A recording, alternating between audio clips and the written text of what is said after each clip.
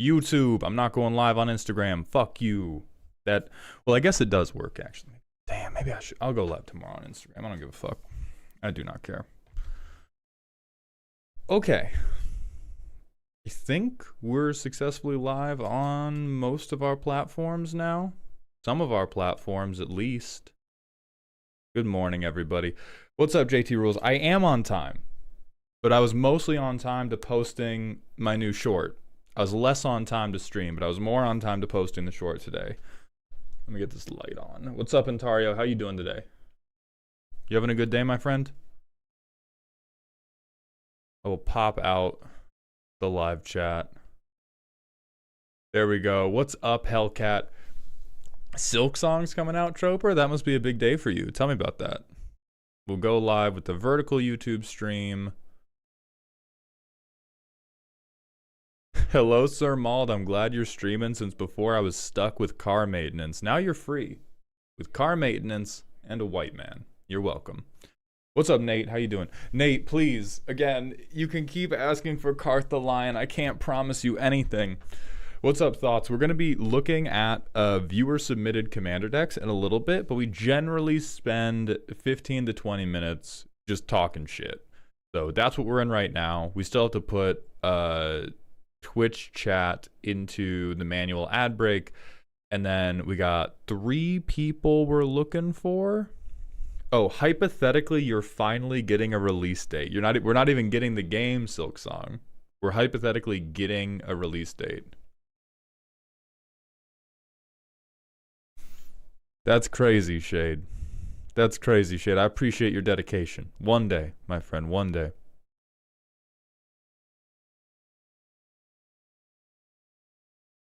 Eevee, yes, we're silk posting. Welcome to the silk posting stream. Ladder style, I think we have... Alright, I appreciate you, Nate. I just want to make sure the expectations are clear.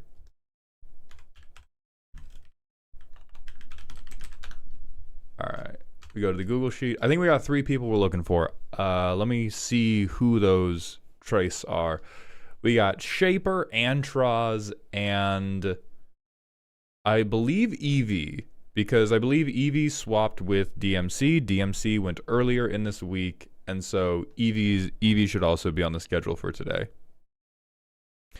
Nichols, end of XCOM went fine. I think we had one mission. We had one mission where I where I rage reloaded multiple times. I rage reloaded multiple times because sightlines are fucked up in XCOM. You got stuck at work. Okay, perfect. So you are the Eevee in question. Then I had technically scheduled Shaper and Antroz in front of you. That said, if we get through the manual ad break and I do not see Shaper or Antroz, we are just going to get in with you, Eevee. Thank you for the flexibility in your rescheduling, by the way. So I'm going to hit the manual ad break. We're going to get to vamping. Atlas Lucia, thank you for the Prime sub for the 2nd month in a row. Oh, Antroz is here. Perfect. Okay. And then I think Shaper's typically a YouTube chatter. Link Dude, I also hope you can get in next month. I do love money, and I do love looking at silly decks. What's up, Flimsy? How you doing? Benjamin, you are rat. One of our YouTube chatters just said, me rat, and I agree. Dude, somebody has to help Lieutenant YouTube hold it down. So let's...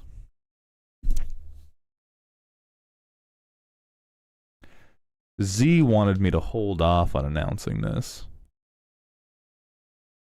But I think I'm dipping into a manic episode. We might be doing a subathon soon. I might have spent a little bit of time this morning looking at both priest outfits and maid outfits. For no reason in particular. For no reason in particular at all. Lord Sniff, thank you for the Twitch follow. Welcome to the doghouse, my friend. Hi, I exist. I just finished making a deck, but I absolutely know it's trash, so I figured you would enjoy tearing it apart. Psychotics, I love that for you. Today's reviews are pre-scheduled ones via Ko-Fi. We do free ones at the beginning of each month. Subathons are for sycophants and bant players. Thank you, Fate Spinner. That's crazy. That's crazy. All right, we have a random FMK and a random Smasher Pass from Starry-Eyed Nightwing. I'm going to put you all in the manual ad break zone right now. Natural Nuke, you are not private YouTube. Private YouTube, there was one guy who was in YouTube chat the first day we did XCOM, and he was like, put me in the squad, and his full name was just Steven. And I named him Steven YouTube. And he has been our strongest soldier in XCOM. Mog, we're about to start looking at viewer decks. We're about to do some Smasher passes before that. God damn it, it did a 10-minute ad break. That's crazy. All right, well, we're going to do the random Smasher pass first, then the random FMK.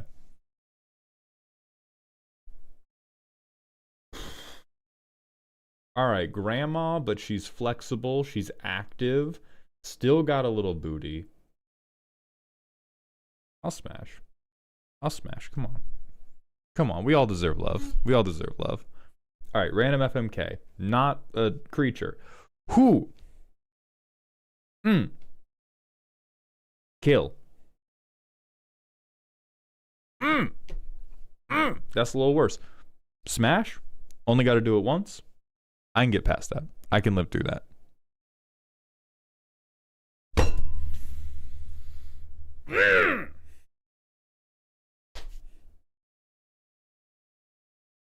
Miss Cutter Wifedra.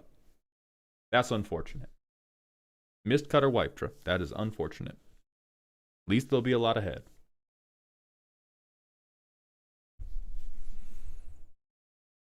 No, Fate Spinner. What I'm talking about for 10-minute ad break is the 10-minute ad break is when I run ads in Twitch, it prevents pre-roll ads from running for a certain amount of time.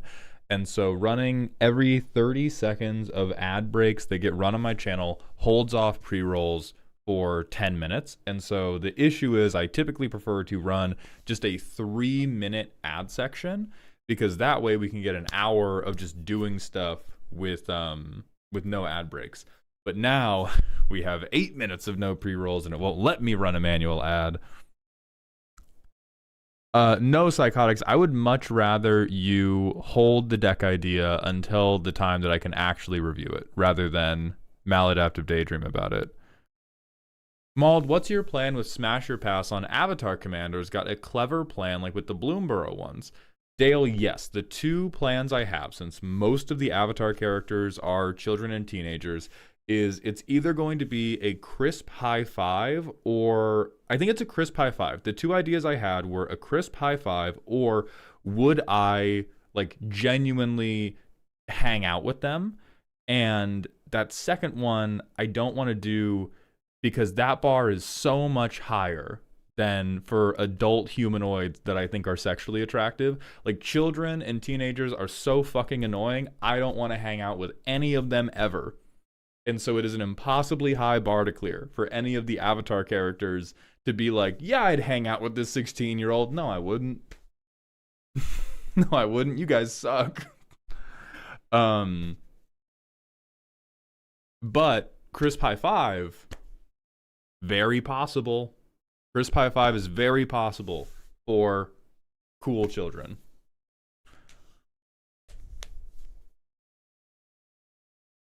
What about going on a solo adventure culminating in a life lesson by the end of the episode? See, Nico, that is hanging out with a teenager, which not gonna happen.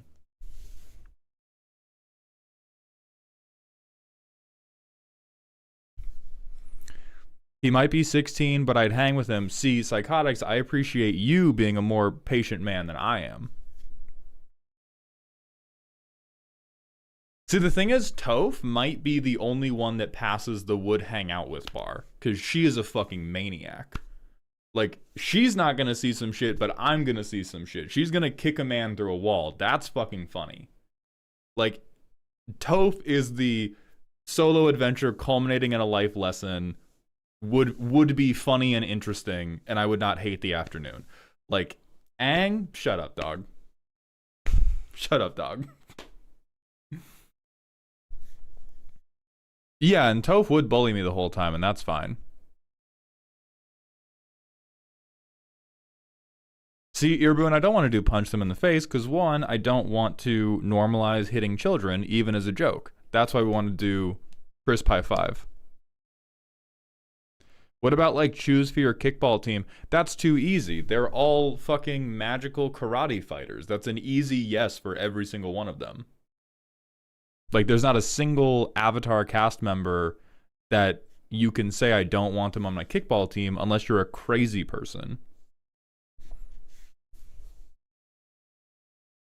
Yeah, but it requires being around them. You really, as someone who did a lot of sports ball, you can really, really dislike people you play on a team with. I am too locked in for the fact that they're annoying to prevent them from being on my kickball team. I'm trying to win kickball. Yeah, Nichols, there's a timer on the random FMK. And so you can't do, so we prevent you from doing it too often. Then we have a rant from Ontario. Rant request. Landlords dragging their feet on fixing things. Dude, me personally, I love the time value of money, and I love how the landed elite attempt to abuse it to rob working class people. Isn't that so cool? Isn't the time value of money so awesome? And isn't it awesome when landlords try to wait so they can continue to extract more and more value from you until they do the bare minimum human kindness?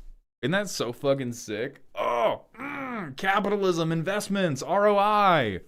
Fuck these people, man. Fuck these people.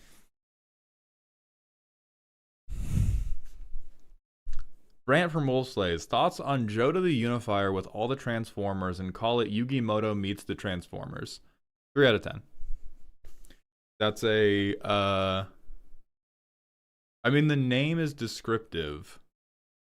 I think most attempts to make Joda the Unifier, like, to make a Joda the Unifier deck that is Pog by creating a subset of legendaries that you are picking from, if it sparks joy for you, do it. It is never going to become... It is never, ever going to become, like, interesting to other people because of the subset you've picked. Just because it's still like, it never changes the play pattern. The play pattern still becomes, I play this guy and I get a free other thing. And now they're both very good at fighting and they hit you extremely hard.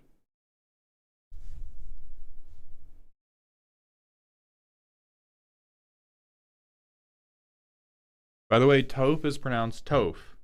It's like tough, but with the word opposite of un. Marty the Goat, what should I go for the next time I send in a deck to get roasted? I'm stuck between polishing and sending in a thematic deck, or sending in what I see as and want to show off as a workhorse deck that creates fun games. You have listed 2 totally valid things to send in. I think it's genuinely what you want out of your $69. Like, it sounds like the second one is more, appraisal of a thing that's already good, and the first one is more like work in progress thing. So it's your money. Whichever of those, like, those are 2 different things. Whichever of those 2 different things you like more.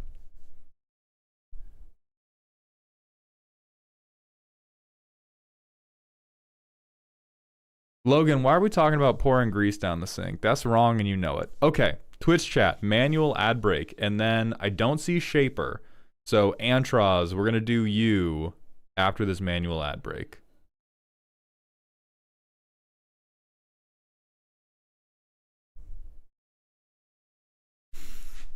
Personal question from Nichols. Boss, I've been struggling with the consistency of working out and staying in shape. I'm not really sure what else I can do to break this procrastination cycle. Any advice? First piece of advice. This is recycled advice from a channel I do not remember the name of, but it's like an intervention for when you can't get children to do the behavior you want them to do.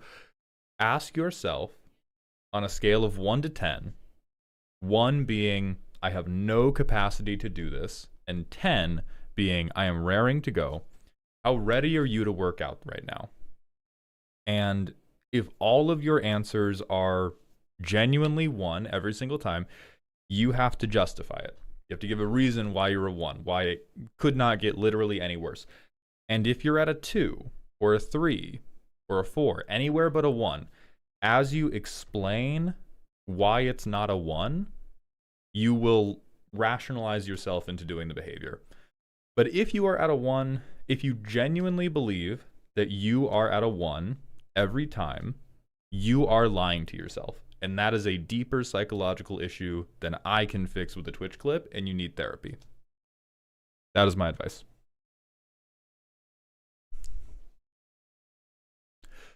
Other little one-offs that can help you is trying to connect long-term rewards with short-term behaviors. So rather than going like, I don't want to work out right now. Like when I go to work out, I'm barely even thinking about I want to work out right now. I'm thinking about like, I want to feel the endorphin rush of having worked out. I want to be more physically attractive to myself. And I've practiced that so many times now that they're just like the same activity to me. Like when I drop down and do push-ups, I'm being vain. Vanity, good thing actually, to a degree, but vanity's sick. So when I drop down and do push-ups, when I do squats, when I'm doing like core stuff, when I'm walking, I'm like, I'm looking good as fuck right now. That is how closely connected the behaviors are in my mind.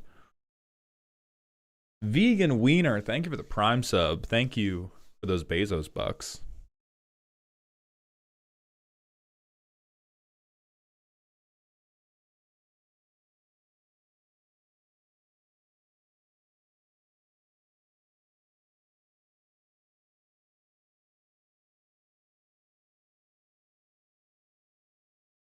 I feel like that strategy is going to fail if you have any form of ADHD because most of the time it really is just, I don't want to, and that's it.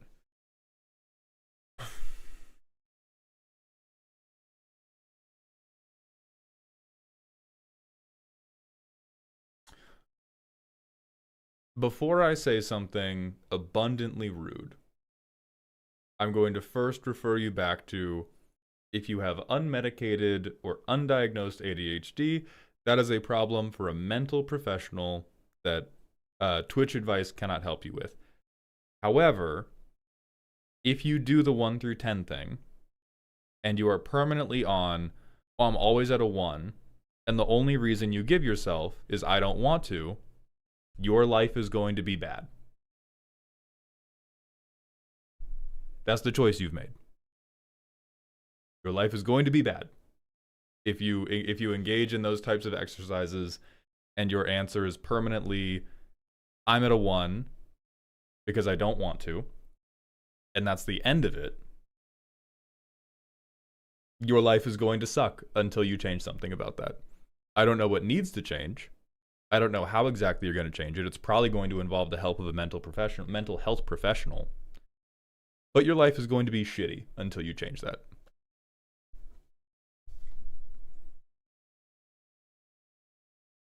The Marcositis, thank you for the Twitch follow. Welcome to the doghouse, my friend.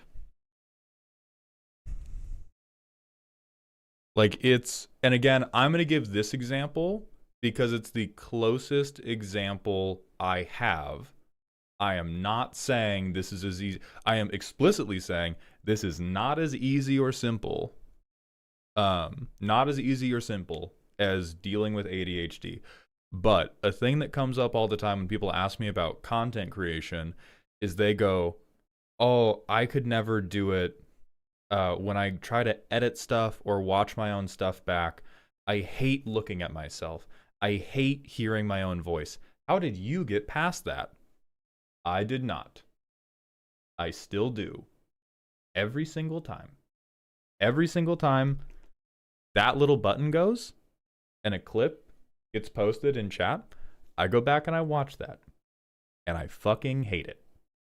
And I do it anyway because I love this. That's just how life goes. Hellcat, thank you for the 100-bit cheer, my friend. I appreciate that contribution to the dog pile. By the way, Mald, I made changes to mono white happily ever after. The table now kills deep gnome Terramancer on site. Good. Good for them. They've learned.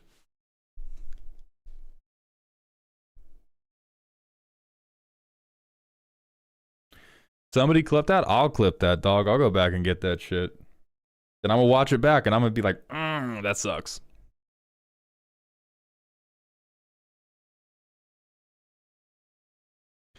I currently have a friend crashing out because of cards like Ozai's Cruelty, and I want to know how to talk him off the ledge when he is crashing out over discard mechanics. And then Lemon Splaw, I will circle back for sure. 1 second, I'm gonna set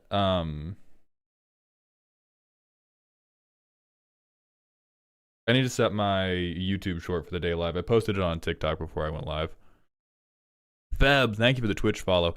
Starry-Eyed, thank you for the 100-bit cheer. Feeling profligate today, gang. Money is nothing but happiness to others, and that's some shit I want to make happen. I appreciate you very much, Starry-Eyed. Jane, I almost certainly did not, but I will go back for it. I got your back. 1 second. I'm hashtagging a video, guys. Okay. Let me move chat windows out of the way so I can find your rant. Hey, thank you, Ashton. I do appreciate that. And Gorf, do not fucking sweat it. Keep spending your money on Magic. The fact that your eyeballs are on this stream at all, help enough. Brushwag, thank you for the prime. Welcome to the dog home. All right, rant from Imajane.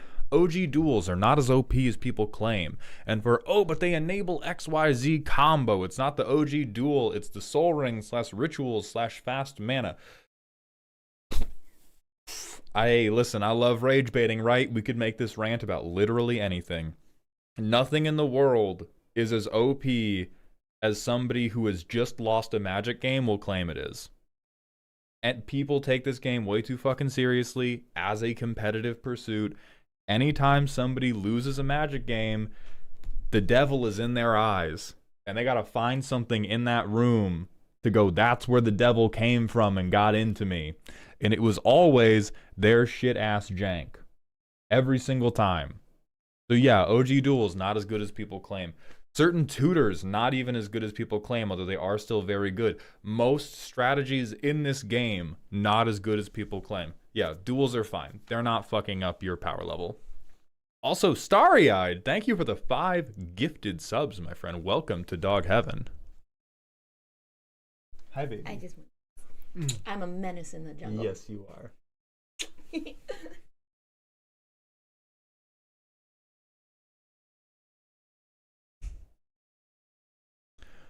OG duels being fetchable makes them pretty powerful. That's true, they're pretty good. But people consistently overrate their impact on a total game.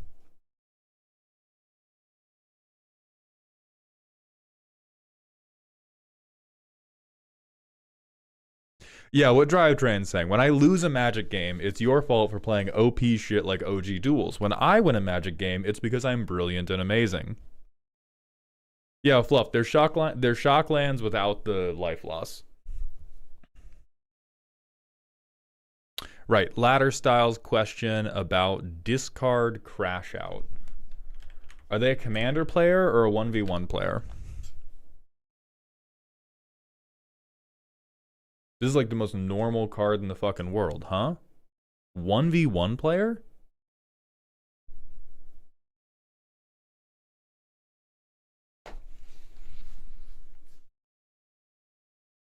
I was just assuming commander player, because a 1v1 player getting mad about hand rip is just like, it's like, can you imagine LeBron getting in front of a press conference and being like, that motherfucker threw the ball over me into the hoop. Huh? What are we even doing? Like, that's the shit he's on. I mean, it is. It is for sure annoying.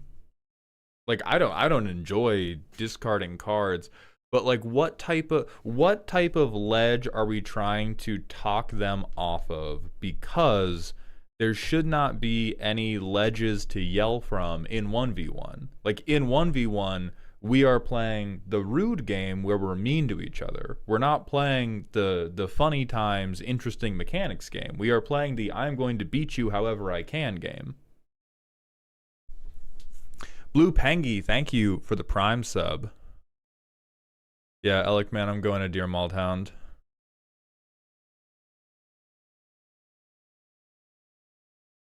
I will look at this in between after deck number 1, Alec, man, because that is quite long. It is definitely going to be like 20 minutes of vamping.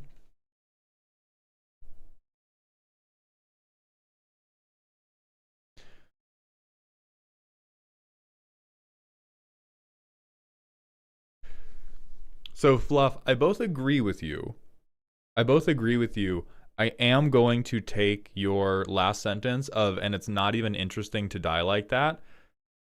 Nobody has ever crafted an interesting way to die in this game. None of them are interesting. You killing me with a Hydra? That's not interesting. You killed me with Tifa? That's not interesting. You did a Cauldron combo? That's not interesting. Like, once we go into 1v1, it has to stop being about interesting if we're going to take it seriously. Like, it's all just Legos, and you beat me to death with Legos. If we think an L shape is more interesting than a cross shape, sure. But I am being beaten to death with Legos.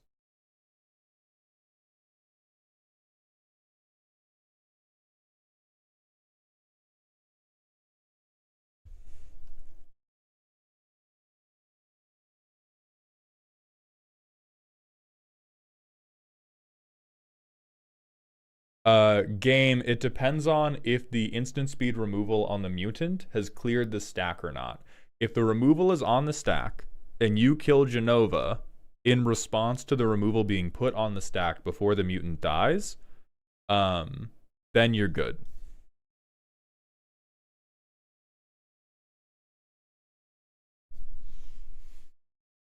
I mean, Fluff, that's not true. There is a way to deal with it. You, like, if there wasn't a way, well, yeah, no way to deal with it outside of murder you. That's like the main avenue of the game, though. DMC, thank you for the 100-bit cheer. Honestly, since I've started playing a lot of ranked standard, I've become a better player and that I'm more chill. Yeah, like, Limited did make me a better commander player because it broke me of all my little, like, precious, it broke me of all the pearl clutching.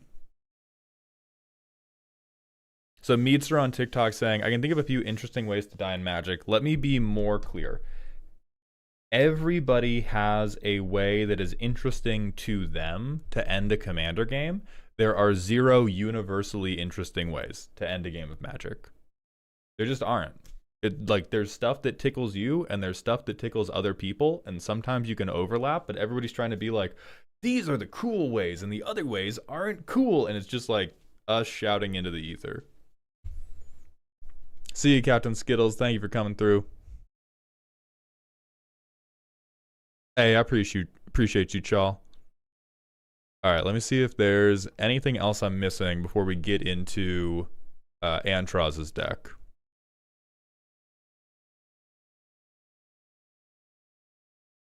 The only cool way to win is with a dinosaur? Hell yeah, brother. Hell yeah, brother. I'm not even gonna fight you there. Okay. There is one I missed, and that was, why is Ketramos falling off? Are we talking about, like, price? Like, are we... What is the... How do I look at the price graph? Just in popularity. I think the reason Ketramos has fallen off in popularity is people were likely interested in this because it looks quite good. Quite good commander. It's a very good attacker. it gives you a commander that's difficult to remove, and it gives you card draw. It's a very, very strong thing, and everybody wants to do that fiddly little blink archetype. In practice, this is the type of deck that immediately is like, you can't play this in bracket 2, you can't play a chill version of this, because the things it incentivizes you to do are to blink Dirtle, or sorcery speed, exile removal, control the board, which is a very type of like slow and grindy game plan that tends to make people not feel very good, even though it's legitimate.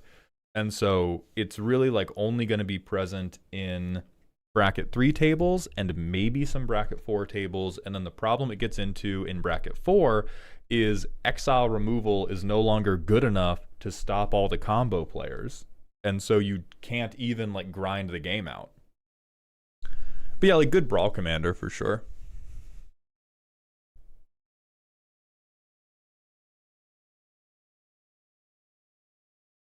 Tex has a degree. Thank you for the random smasher pass. And then Antroz, are we still ready? Are we still ready to go after I talk about these cards and if they're pretty? Dark, no, I have not. This is not a creature. I know it's a hole, it's not a creature. Okay, Archon of Vala's Reach. I am going to marry a very nice cat that I can presumably play with, and she looked good. She looked good. Smash. Thank you. Good one. This is not a thing. Kill. Yes, I will kill the zombies. Thank you, Lord.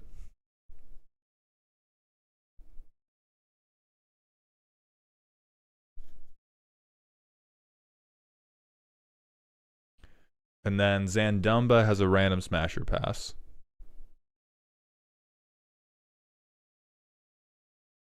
Pass. Hard pass. Hard pass.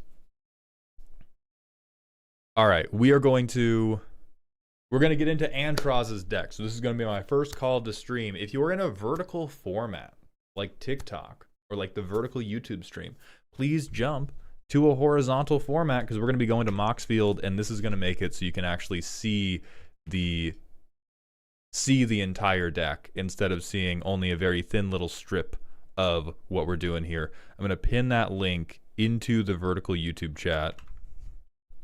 But I appreciate all of you being here wherever you are. And then TikTok, if you're on your phone, go from here, meet me here. Meet me here, buddy. Because we do have a landscape view. Skylark, thank you for the Twitch follow. Welcome to the doghouse. Davy Jones, I agree with you.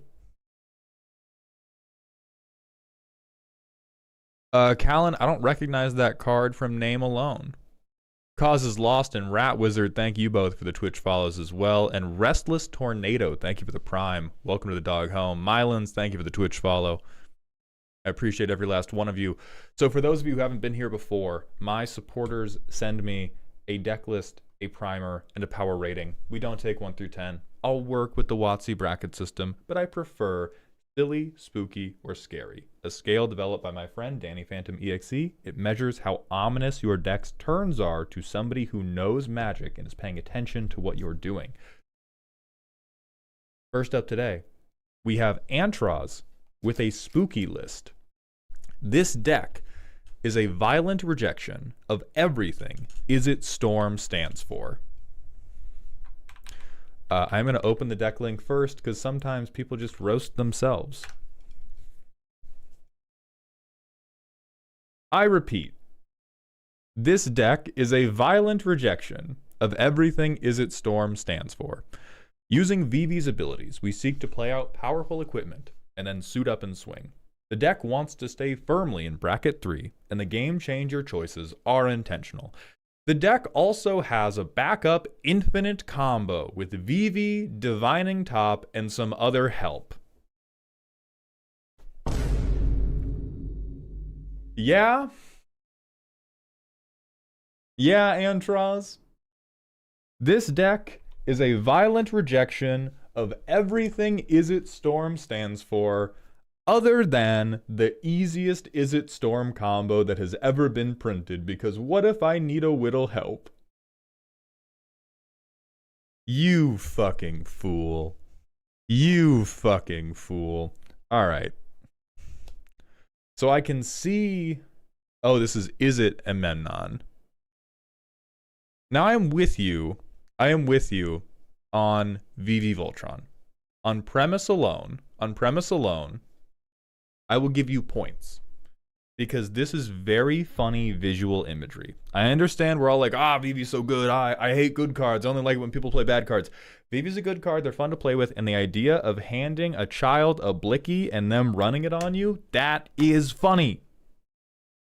I get it. All right? My Vivi deck is better, but I get it. That said, we are going to look at this combo. Oh, we can't see? What the hell? Did it not go back? It didn't go back. Okay, there we go. We're fixed. We're fixed. We're fixed.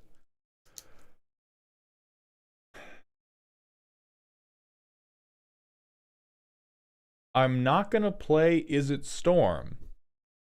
I'm just going to play some one-drop artifacts for literally no reason. I'm just going to play these artifact cost reducers. It's all for the Voltron plan, baby.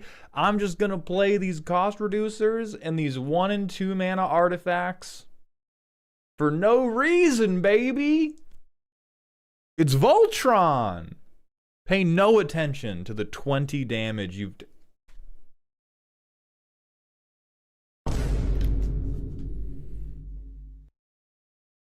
All right, moral failure the first.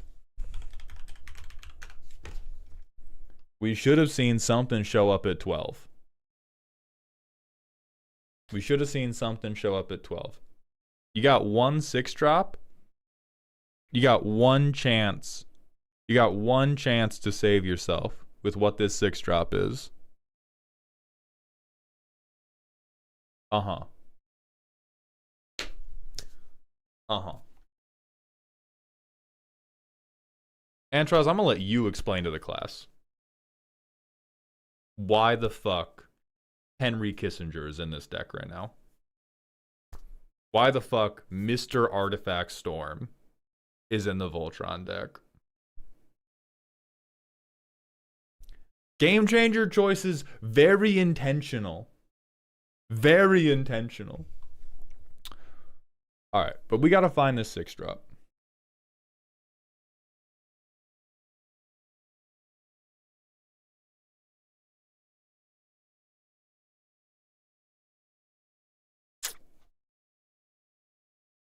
I like that. I'll give you a B- for that instead of a Vine Boom. Here's the purity test you failed.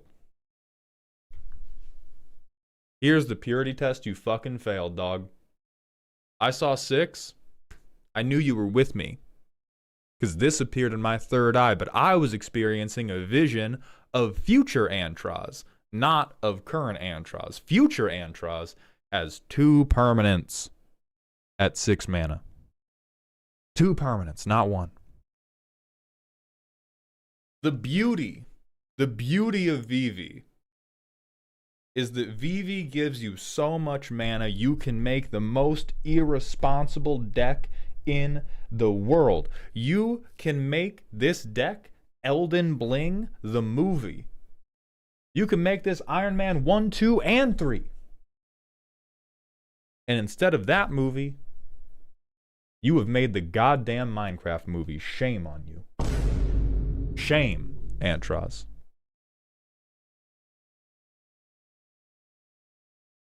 So here's what I'm going to suggest to you. Crazy. Insane. Crazy. Insane. Okay. My suggestion to you is you should build a full-on Artifact Storm deck. You should build a full-on Artifact Storm deck where you just get to do this because you obviously want to do this. Shame. Somebody get me a fucking bell. Somebody get me the Game of Thrones priest bell. Real quick. Because you're saying this is a violent rejection of everything Is It Storm stands for, and you are wearing Is It Storm's shoes, pants, shirt, hat, and belt buckle. And you're like, but I've got my own underwear, and it's Embercleave. And that's all you've got. Everything else is stolen from Is It Storm Hot Topic. And that's fine. That's fine to play that way. But if you want to have a violent rejection of everything Is It Storm stands for, that can also happen. That is not... Brother. Brother. Please.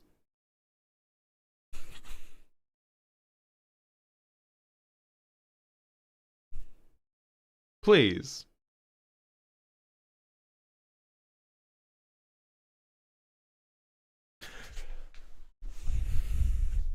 You have Urza's Saga in here. What's wrong with Emery?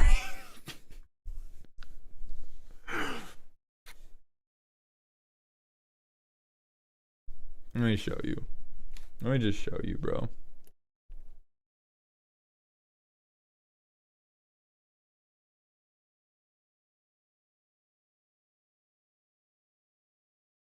Damn, God really does love us like that.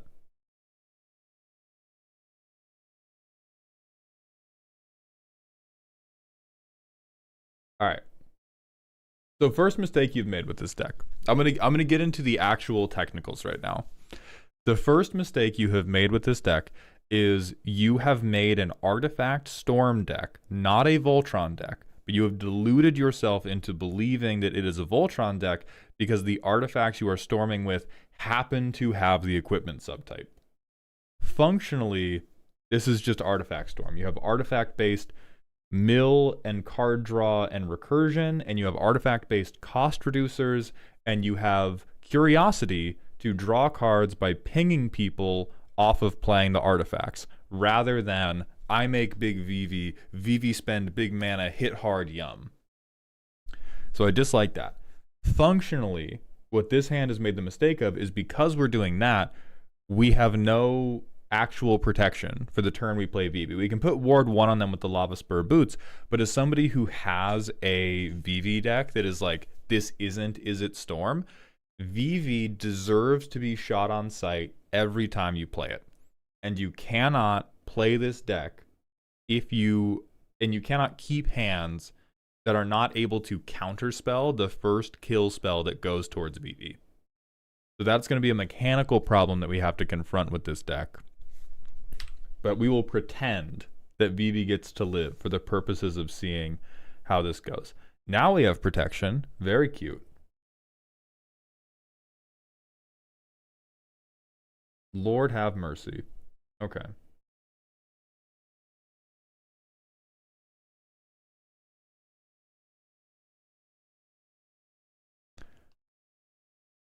So we use Soul Ring to equip this. This is +2, +1, and +1, +0. So we have a fake +3. But only one counter on it.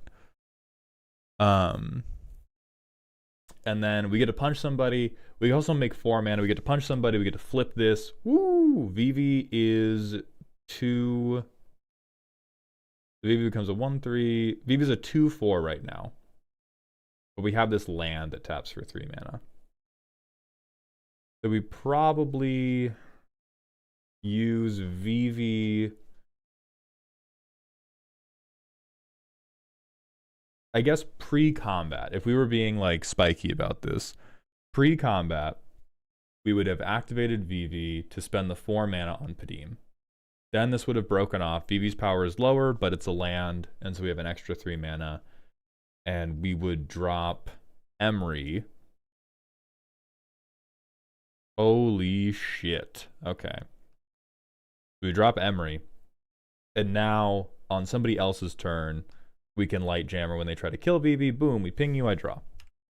I draw at the beginning of turn for Padim. And now our problem is we're kind of stuck in the do nothing zone because Eevee Eevee doesn't present a really like meaty Voltron threat. It's one higher than this. Eevee represents 4 damage without evasion. This is not a meaty Voltron threat. We have some mana, which we could spend on like... We just YOLO with Valakut Awakening, but because we didn't hit Curiosity, we don't have the fucked up and crazy card draw engine. So we'll spend 3 of this VV mana. I'll say we hold 1 blue open. These 3 go to bottom. 1, 2, 3, 4. Holy shit. And now we...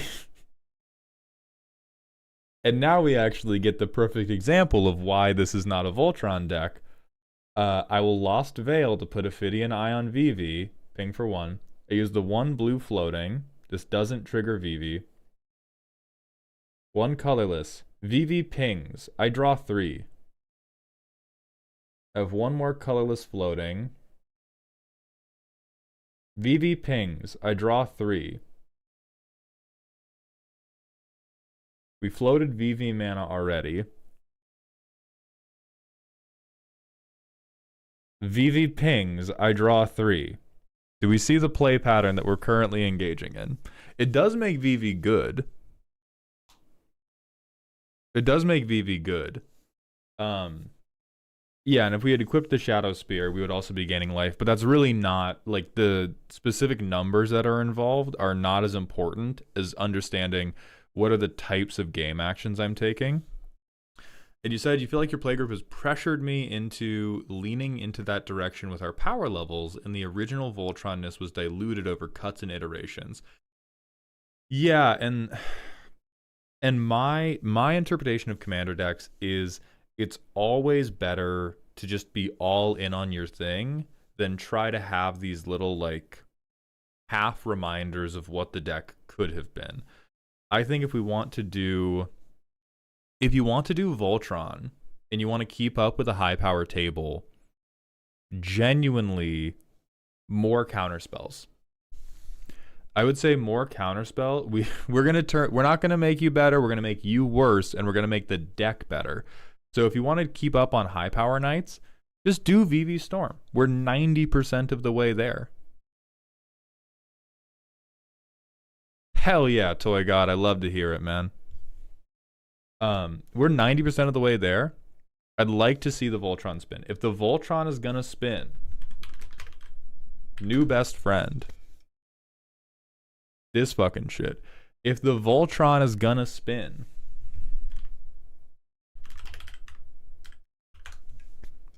this shit gotta go. This shit gotta go. What we need to have is we need to have the interaction to keep our hand full and stop the better game plans from winning. I don't think there's a lot of stacks pieces that are going to be relevant to us in red-blue, but what is going to be relevant to us is, hey, guess what? Fuck you, actually. Fuck you, actual, clocking in. Goodbye. Get that shit out of here.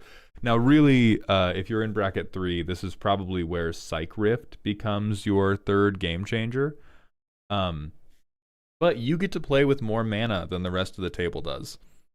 And so what I would focus the deck around is maybe not Retract. This is part of the Storm game plan.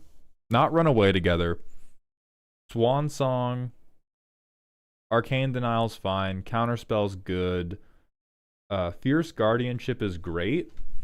Ooh, Avatar spoilers.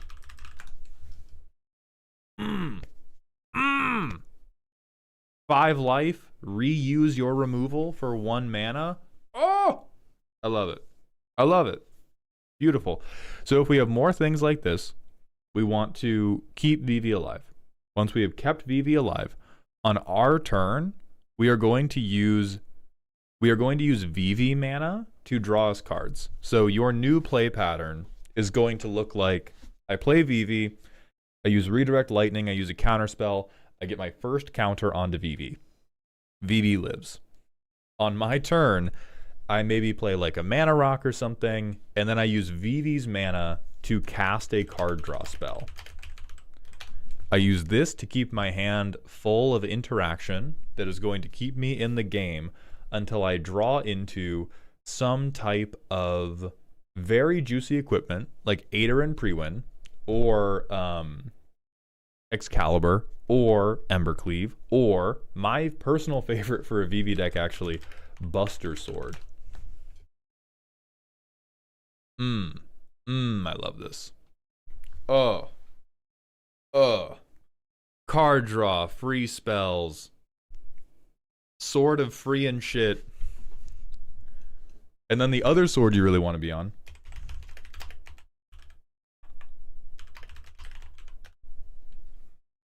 is the WOP sword. You gotta make it sticky. You gotta make it sticky, and you gotta be immune to instants and sorceries, quite frankly. And then, every fucking mode of this is hyper relevant to you. You do this on your turn, and then you cast a card advantage spell with VV mana, and you copy it. You copy it. You double stock up, you get your Voltron pieces, you get your control pieces, you keep rocking. That is how the deck has to manage if we are going to, like, your Voltron plan is not, and I want to be so clear to you, you're not going fast. Your Voltron plan is between turns 4 and 7, I am going to take over the game with the wealth of cards and mana that Vivi has created, the wealth of mana. Your deck has created the wealth of cards, and then Vivi's going to hit you to finish the job.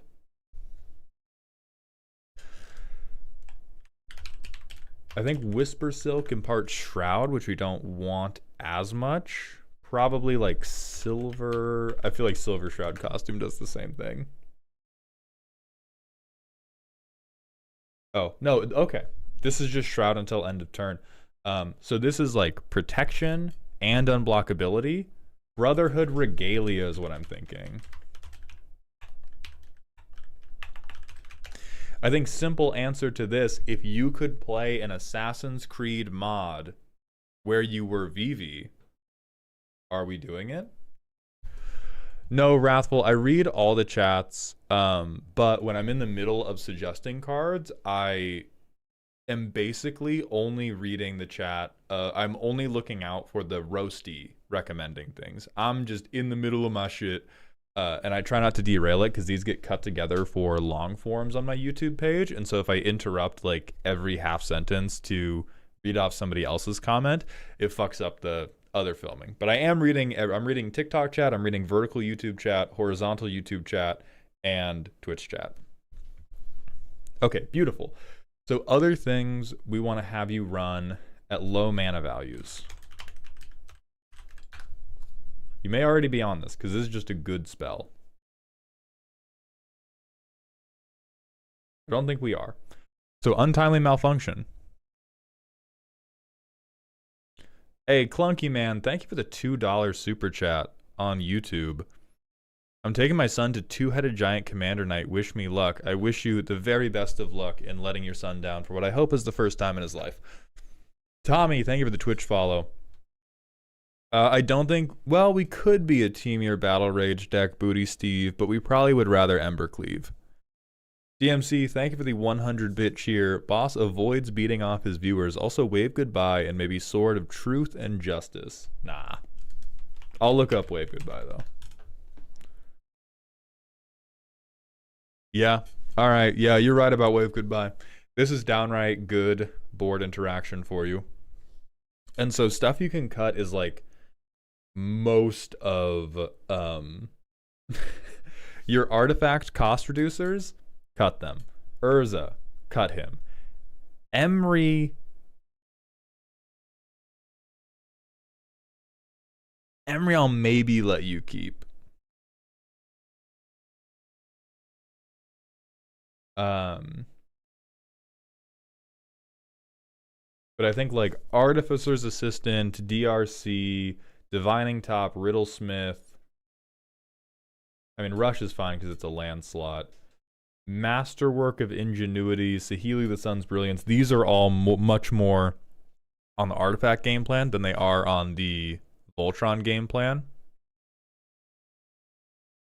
And so let me think of other juicy things we can do to keep Vivi in this.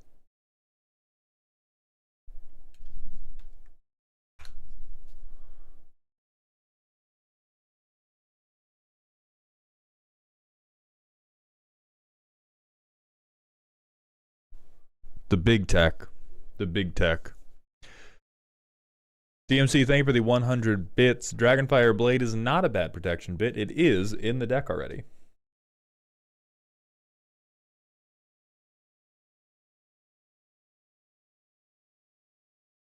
This guy's funny, but I think he's too silly for you.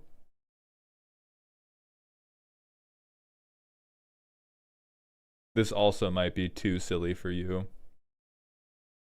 Memory Deluge, though. We can definitely Memory Deluge.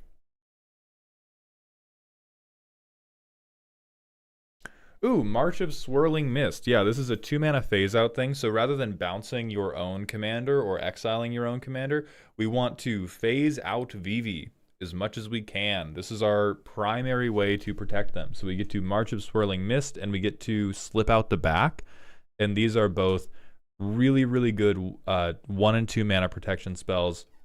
We also have Shore Up, which will give you a temporary +1/+1 and a hexproof return. Also very good protection spell. I have all these fuck-ass mana rocks as well. Season of Weaving's quite funny, but I play it because it costs so much money.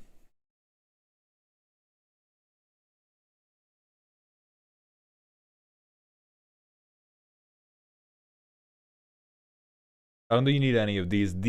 All of these slots for you should just be your Voltron game plan.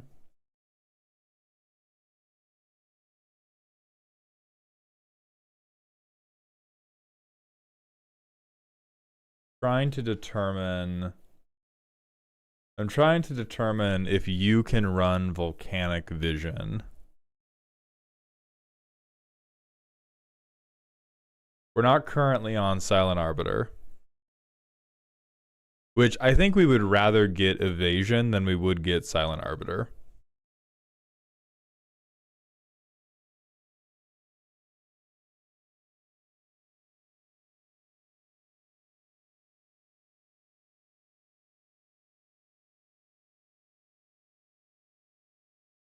There's Memory Deluge.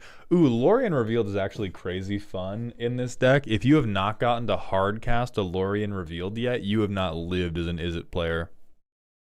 Mr. Rogers, thank you for the 11 months at Tier 1, my friend. Welcome back to the dog home. Guilherme is absolutely blowing you out on YouTube chat. Antroz by going, that looks just like my Joyra of the Gitu deck. Oh, wait, no, this is my deck. Yeah, true. Never mind, they're blowing me out. Mr. Shatino, thank you for the Prime sub. Welcome to the dog home. I was thinking of other Joyra. So everybody asking about queuing up for the deck reviews, those are done via Ko-Fi. They go on sale at the beginning of every month. If you're in the Twitch chat, you can use the !roast command to figure that out. We also do free roast streams at the beginning of every month. The free stream for this month is not happening. We have Cryptic Coat. I don't think we do, and I don't think we should. The fuck?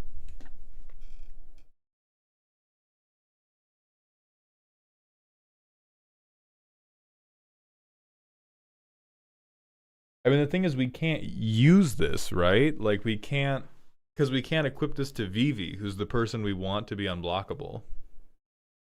We have Archmage's Robe in the current version of the deck. I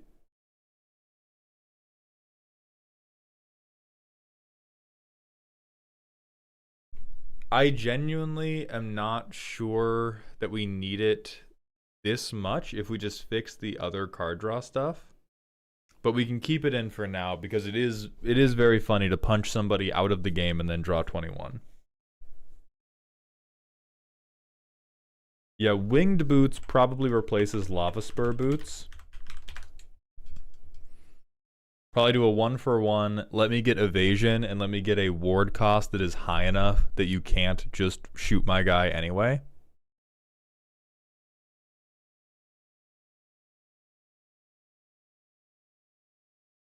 I do, Bob.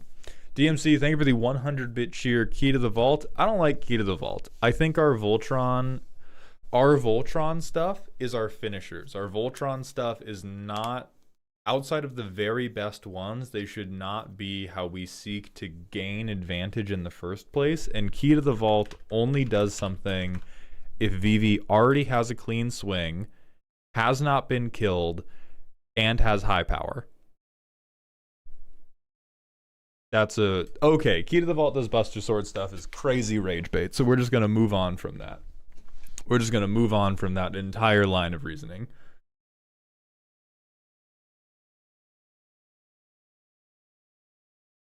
I like Omni-Tool.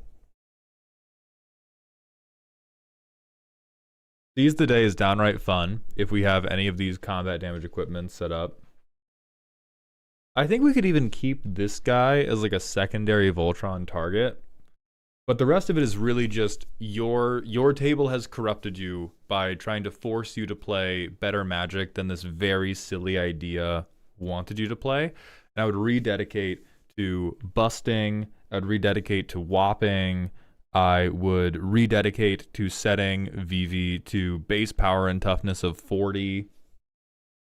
Exactly, and I want you to be silly, and I'm telling you, this is how you be silly. The place you are not silly is with your innate card draw. The place you are not silly is you got to give love to stock up, you got to give love to consult the star charts, you got to give love to even memories returning. But Lorien revealed, all of that shit. Like all of the spells that cost a little bit too much to be playable in CEDH are highly playable in this deck because you have a little bit more mana than anybody should.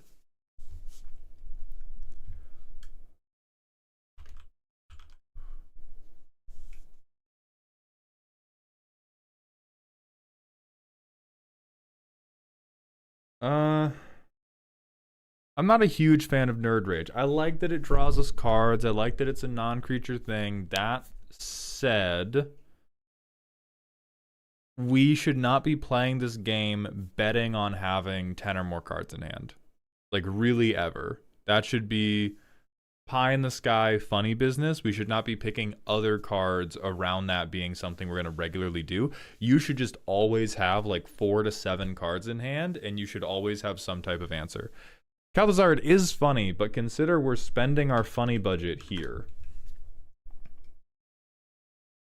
This is the funny budget, and it is crazy fucking expensive. Time, I do agree with Wheels. We have Valakut Awakening here. I think you'd be fine with a Windfall. You would definitely be fine with, like, yeah, light up the stage. I think you'd be fine with Big Score, too. Maybe. This is like, honestly, I think you do better than Big Score. I think Big Score isn't good enough for you anymore.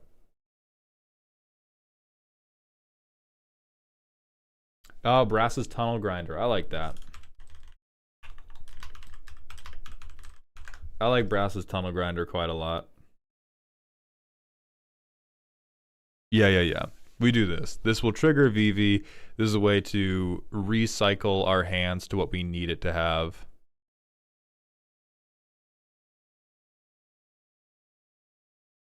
Irga Splittin, why do you think we're blinking, Eevee?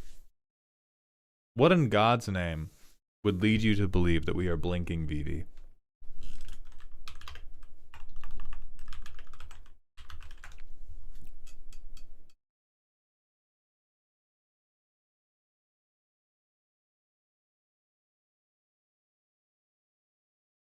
I think Zenith... See, alright, here's why I don't like Zenith Festival as much.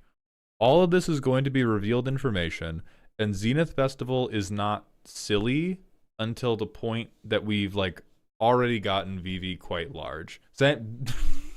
You can't just say harmonize. You're not an anime character. That doesn't do enough. It's fine. You can play it. I don't think it does good for you until you've already beaten everybody.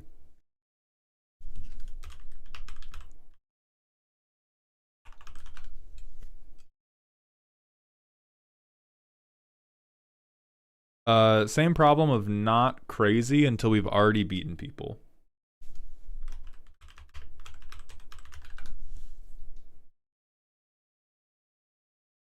I think that's goddamn hilarious.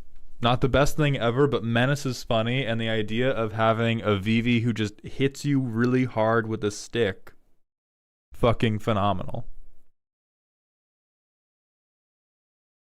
But this is how you rebuild.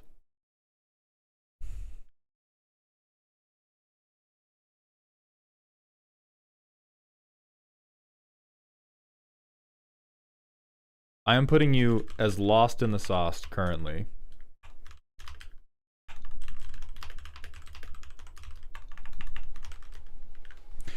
And it is going to be strange because you are going to have to play weirdly responsible for the first 3 to 4 turns of the game, and then you get to crash out. Like the first, until turn 4, turn 5, you're going to have to be like a very normal Izzet player, and you're going to have to mulligan very responsibly, and you're going to have to focus on keeping Eevee alive and resolving like totally normal card draw spells and controlling the board a little bit. And then you're eventually going to get to play really funny equipments like Aider and Pre-Win, like Buster Sword, like Ember Cleave. And that is when you have the very, very funny child endangerment, but not for the child moment. So Antroz, thank you very much for submitting this deck. I am so sorry your friend's brain poisoned you. I hope this was helpful in some way. We are going to go into the manual ad break, and then it's going to be time for Eevee.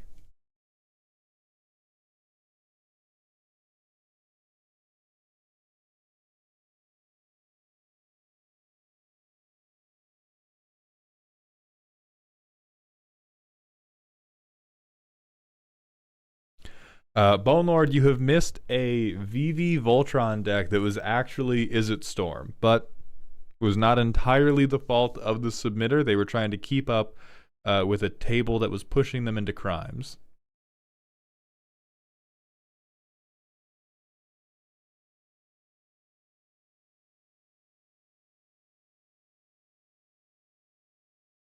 Okay, we have a drink water redeem. Let me see if I missed any other redeems. For once, I don't think so. Hell yeah.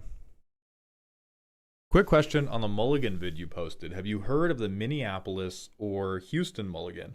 I do not know any mulligans by those names. The only alternate mulligan method I know of is draw 10, put 3 back, which is also fucked up. No, that's super fun.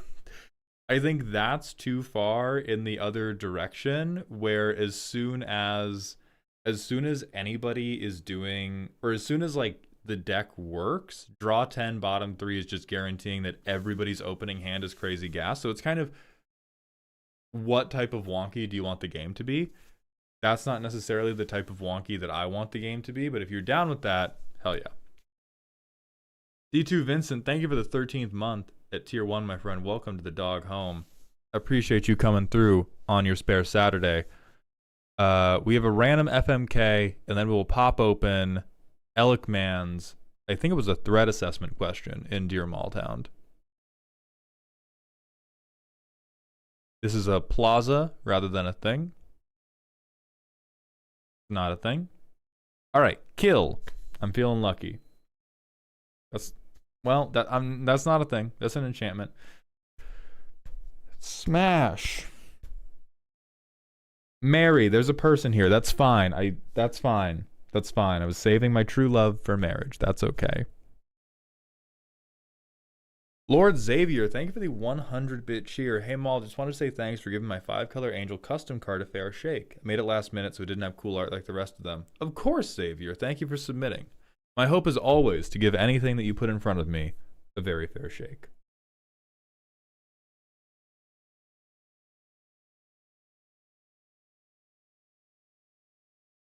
Okay. Dear Maul, this may be a question I only feel compelled to ask because I have simply overthought. Hold on, let me snipping tool this so I can just pull up the whole thing. We're gonna get a full, hey Mango, run the Am I the Asshole music. We're getting a full one right now. Dear Maul, this may be a question that I only feel compelled to ask because I have simply overthought the problem here. But last night, I went to Gen Pop. I brought my favorite deck, the only one I've fully built in paper that isn't just an upgraded precon. It's a bracket 2 deck that can sometimes feel like a 3 when it gets to go off, but its weakness to board wipes was also laid bare for the first real, to me, time during that game. For context, I was up against a table of players I was meeting for the first time. One was on Oboon Landfall, another Nylea Stompy, and the third Liesa Life Gain. Here's a rough summary.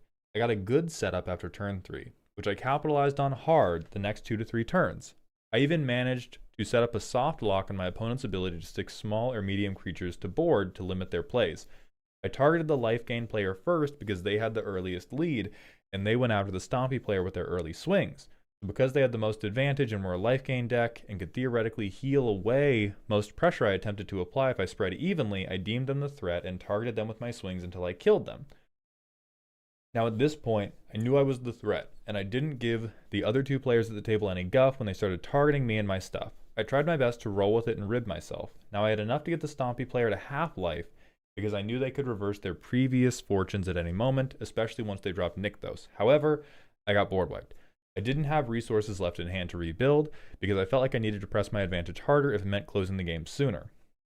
After that, I tried my best to get back into the game, but the stompy player rebuilt more quickly, and while the game was good by the end, even if I didn't win, it made me ask myself a few questions that I hoped you, as a more experienced individual in both the mechanical and social aspects of Commander, would be able to answer.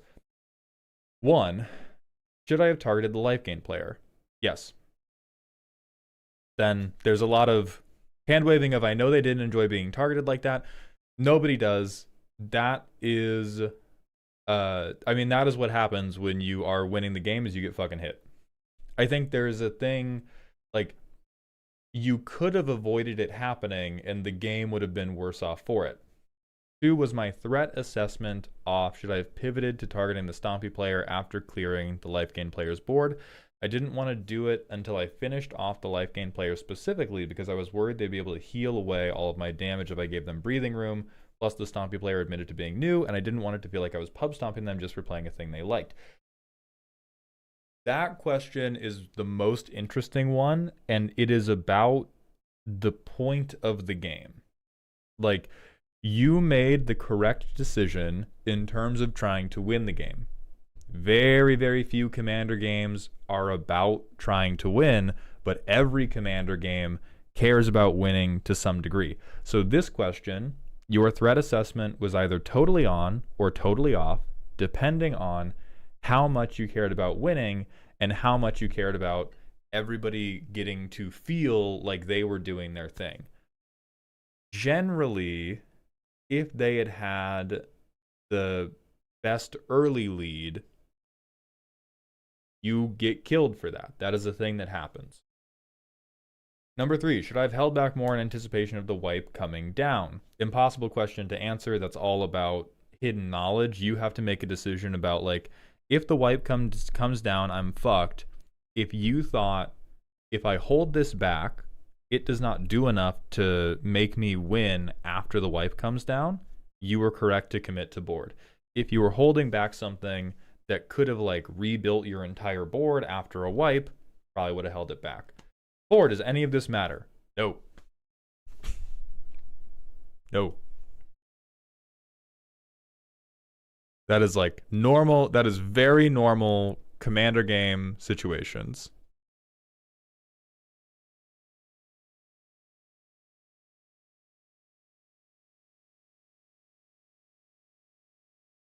Oh, hell yeah, D2 Vincent. That sounds good to me.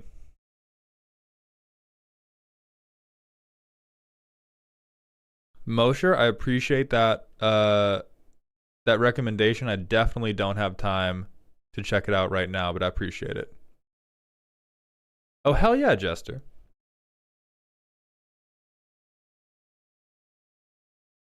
Yeah, I mean, like, that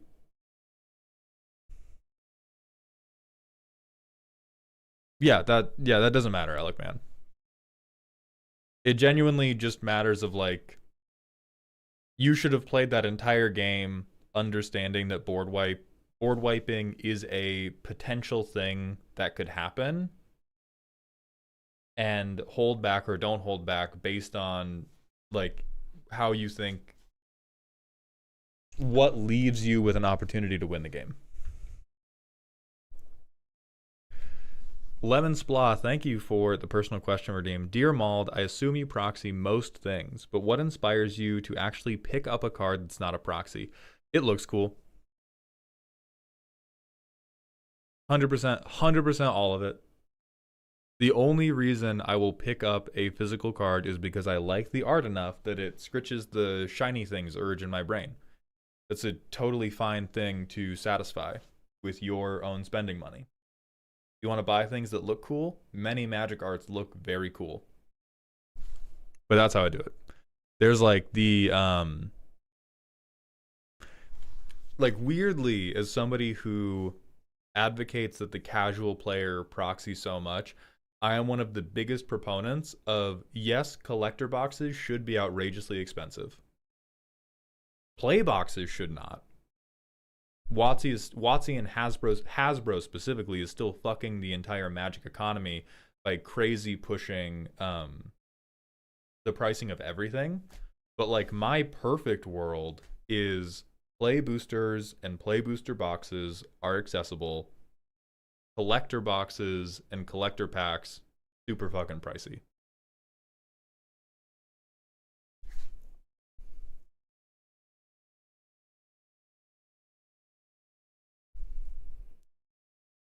Drew Dai Pi, it's not a thing I can do right now because we're doing commission deck roast, but that is a thing I can do in general, yes. So Starry-Eyed, the thing you just said is actually my beef with the Friendly Mulligan.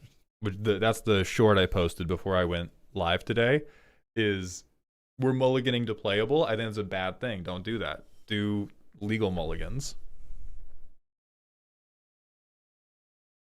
Mosher, I've seen a few Moonfolk decks. They're almost all like combo decks.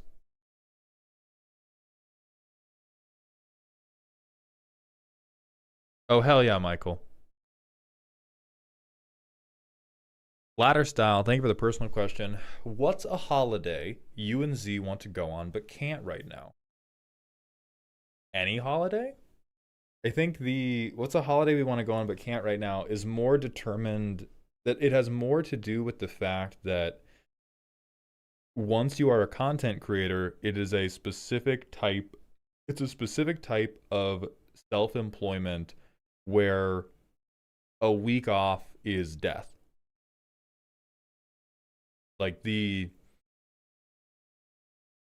I've experienced this many times by going through different periods of posting consistency and different periods of posting frequency, and my views do so much better when I am posting 1 to 2 times a day versus posting like once every day or even once every other day. Like, it is insane. And so the vacation that we want to go on but can't isn't to a place, it isn't to like a resort, it is, the vacation would be not having to make anything for like 2 full weeks, which can't do ever.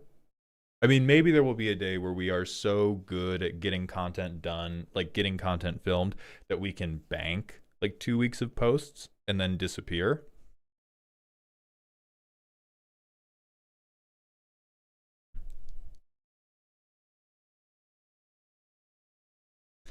Any advice for a commander deck built around Mr. Orfeo the Boulder? Boombox, my advice would be keep it bracket 2 and silly. Don't try to push it further. That commander is very weak, and you will have more fun letting the deck be mid than you will trying to make the deck strong.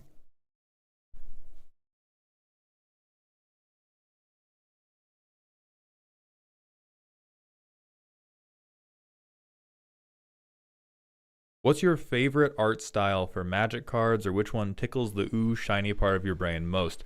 I don't think I have a downright favorite.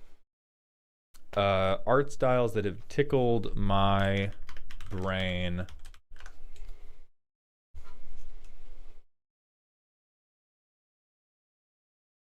I have enjoyed casting this. I've enjoyed casting this spell. What kind of commander would you recommend for hard focusing Helix Pinnacle? No. That's what I would recommend for hard focusing Helix Pinnacle. DMC, thank you for the 100-bit cheer. I hope you've enjoyed seeing a bunch of my most functional decks because it's all downhill from here. Fucking perfect. JT Rules, have a good one.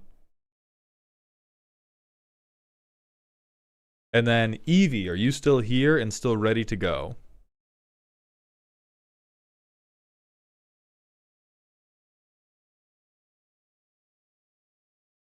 Anything else I missed? No, we're still up to date. Yep, perfect. Then we are going to get into Eevee's deck after I sip a little bit more energy drink. I just saw a super chat come through though. Alec man, thank you for the $2 super chat. I appreciate you so much. I'll keep this message simple. Thanks, Malt. Thank you.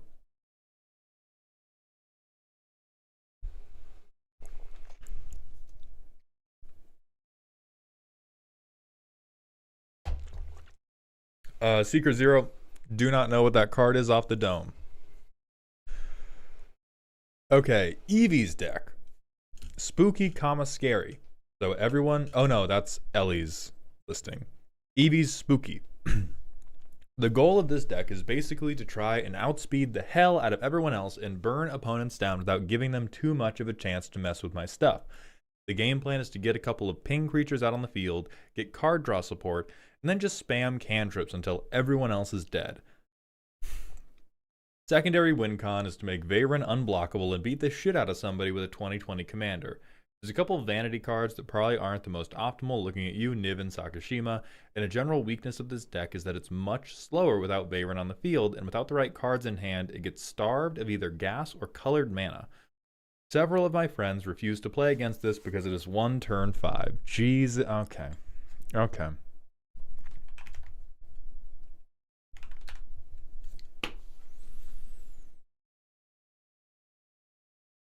It burns when I sneeze. $2,300 bracket 4 Veyron deck. I am going to lock you people in a room and make you play CEDH. So I see Veyron. I see all of the Is It Storm suspects. I see all of the free interaction suspects. I see a Chrome Mox. I see a Mystical Tutor, and I see a Rhystic Study. Go to CEDH right now. Right now, you are playing Fringe CEDH. Do the thing more. And we have Krark Harmonic Prodigy. Holy fuck. Holy fuck.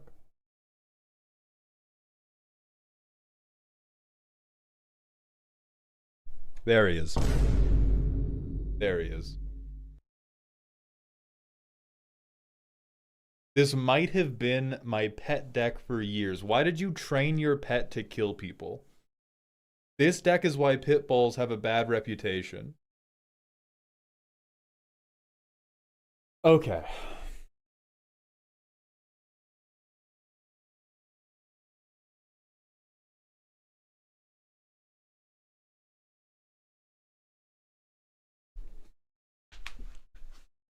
This is disgusting. This is the commander deck equivalent of idolizing broccoli-haired gym bros and hopping on steroids. I'm hurt right now. Are you guys playing CEDH on purpose?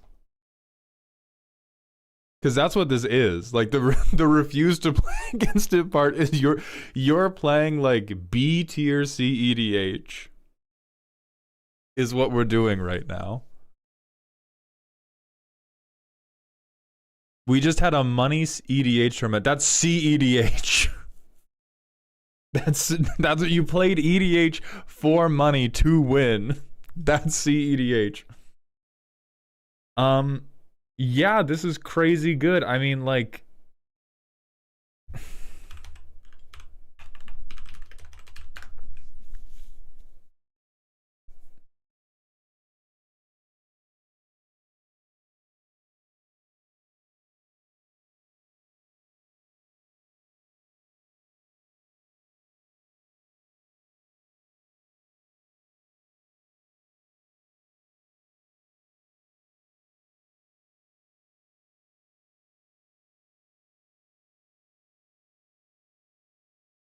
wait a minute, you're not running Brainstorm. Holy fuck.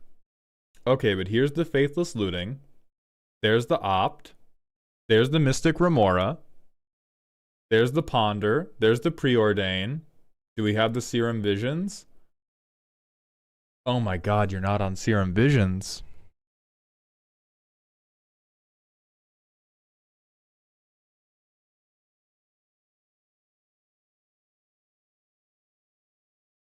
We're not roaring quicken instead of frantic search. I see we held back from the Wheel of Fortune. How restrained of you, but not from the windfall, it seems. We have Archmage Emeritus. We do not have the Treasure Cruise. Instead, we have Niv Mizzet. Commander damage win con. So Pact of fucking... Oh no, this is them. This is them. Where's your... Oh, do we have any of these in, actually? Crash Through. No, but we have Shadow Rift instead of Crash Through. Very reasonable. Very reasonable. What's our counterspell? Do we have counterspells? Is that why we're not CEDH? Is we don't give a fuck about counterspelling people? No, blue bullshit. Okay. We don't have Pact of Negation. We do have Pongify. We do have Swan Song. We do have Cyclonic Rift. God bless you for not playing Gilded Drake. We do have Mana Drain. We do have Deflecting Swat. We do have Fierce Guardianship. We do have Force of Will. We do not have Force of Negation. Crash Through is in there. Beautiful. Oh my god. 33 lands compared to 31 lands. No, 32 lands compared to 31 lands in the CEDH deck. Almost identical basic counts. Non-combat damage win con. Let's see. We don't have Firebrand Archer, but we have other Firebrand Archer. We don't have Grape Shot. We do have Gutter Snipe. We do have Ral. Oh, and we have Niv Mizzet as well. Do we have Mox Diamond or just the Chrome Mox? Oh, you poor little brokey.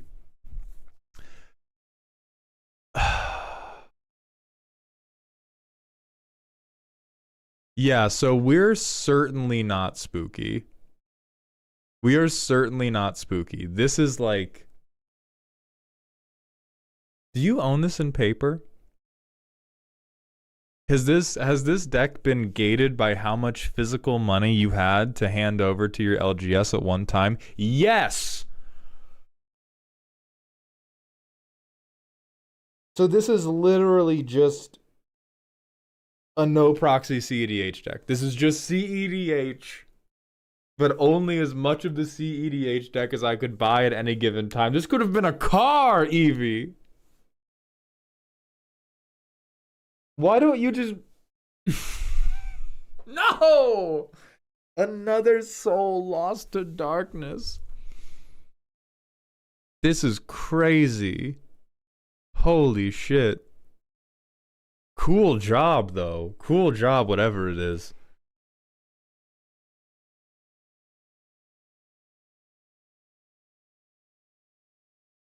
So here's the final verdict. You are clearly a CEDH player who is currently trapped by your wallet. I heavily advocate for you to proxy a CEDH deck and just feel what that is like. Because you are right now, this is like watching Jax from Mortal Kombat, the half cyborg man. It's like watching him try to play beach volleyball with his friends. You got a fucking robot arm. You're spiking the ball through Tony's head. Of course people are refusing to play with you. But we're also like 5 to 10 cards shy of true CEDH because we don't have $10,000 to spend on the Izzet deck. Like, oh, I hate you. I fucking hate you, man.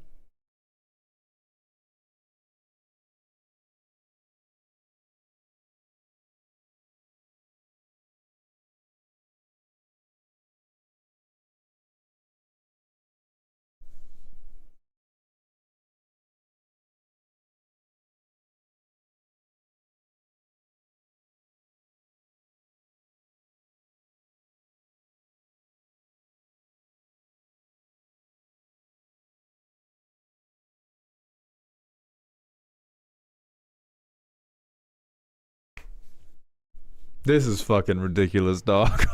This is fucking ridiculous, dog. We're gonna shuffle these. And we get to draw a card. Amazing. Amazing.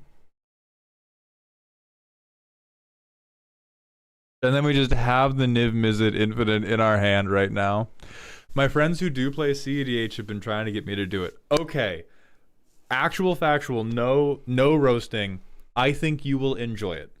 The place you have been trying to bring this deck is the literal very best that it can be, which is the heart of CEDH. This deck has like 80% similarity to playing CEDH, and CEDH is also very proxy friendly, and so it will let you do this for as many commanders or as many archetypes as you want to do. I for sure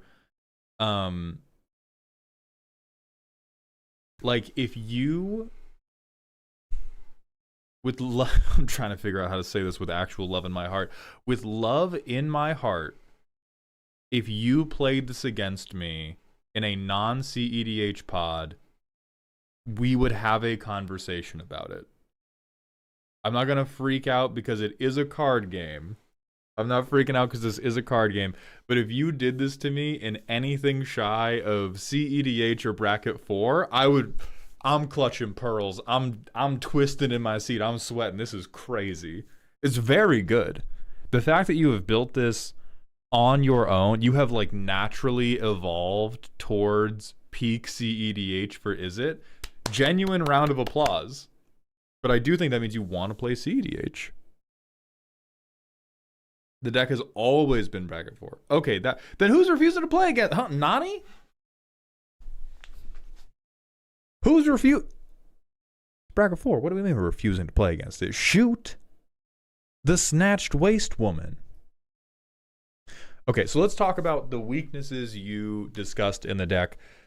Now they make much more sense. You are talking about the innate weaknesses of red-blue in competitive Magic. I wish that I could help with those. That is just red-blue as a color. When you try to play CEDH, it's feast or famine.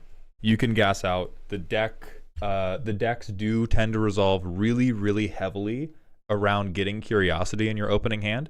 They tend to resolve really heavily around getting your like Fark Harmonic Prodigy loop, around getting your whatever your thing is. You're always going to be hyper dependent on it. Is not a very resilient color. If you want to check out other commanders that will feel this way but feel more resilient, wow. Okay, this is highest level stuff. Then whoever's refusing, honestly, cowards. Honestly, cowards. Fuck these people. You're playing a glass cannon. Have they never heard of a DPS in a hero shooter? Because that's what Is It is. Is It is the like, hold on. I need to be relatable for the children right now.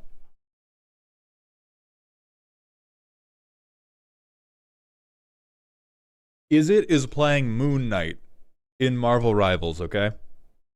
If people are like, Moon Knight's broken, no, he's not. He's crazy. He's unwell, and he's going to throw things at you. But that's okay.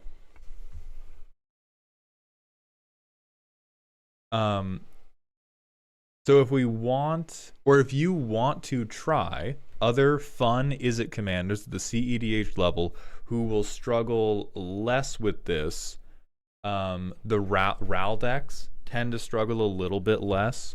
I think VV decks still struggle with this, but it's VV, so it's just easy. And then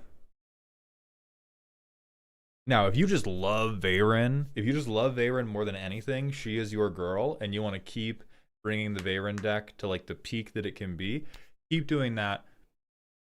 You can't ever get past it. You can run more interaction, you can mulligan more heavily. You have chosen to live life on the edge, and sometimes you accidentally bust. And it's embarrassing, and everybody laughs at you, and you gotta pick that shit up and try again. Hey, Mr. Krabs Lawyer, thank you so much. Rickety, I don't think I can look at it this stream, but sometime in the future I got you.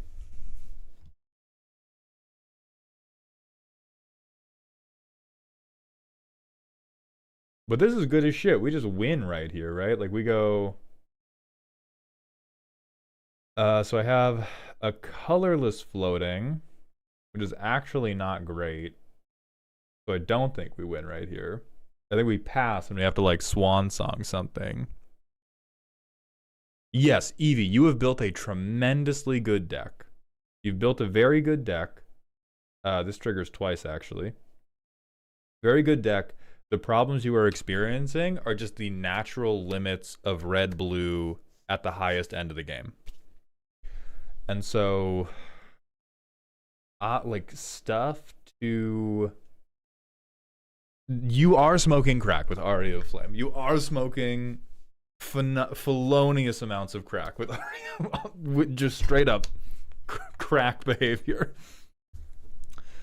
I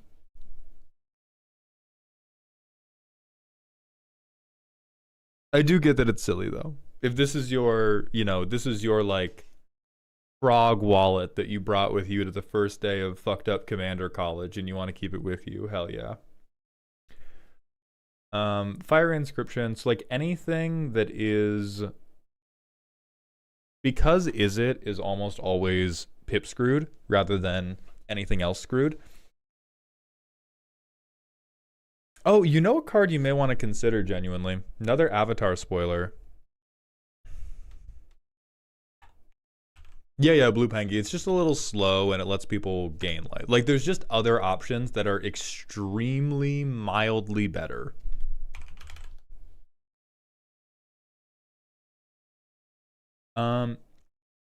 I don't think this is huge for you, but I think about this card. It doesn't currently have a price because it's not out yet. But a mana rock that untaps during each player's turn in a deck that wants to rip a bunch of instant speed cantrips. Especially if it gives you access to your protection spells again. Yeah, this is just straight injected into my veins. This card is fucked up and crazy. There may be other things coming down the pipe for Avatar that will be good. But again, it's like 3 mana. 3 mana at these... 3 mana at the top of the play experience is actually, like, tough. Jomi Bug, for sure. For sure, a Tempest Hawk deck would be good enough to play against precons. I hate that you just, like... You're evil.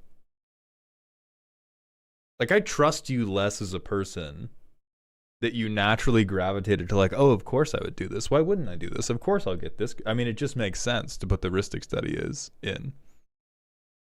No, we don't Unstoppable Plan. We don't Unstoppable Plan. This is... Unstoppable Plan is for sure, like, the bracket 2 or 3 version of this deck, rather than the, like, Formula 1 type shit that we're really on. Also, big love that you included both the Niv Mizzets. Niv Mizzet is my probably favorite card in all of Magic. So you do have my heart a little bit for having both the boys, even if they're part of a fuck ass infinite. You are at a high enough power level to deserve it.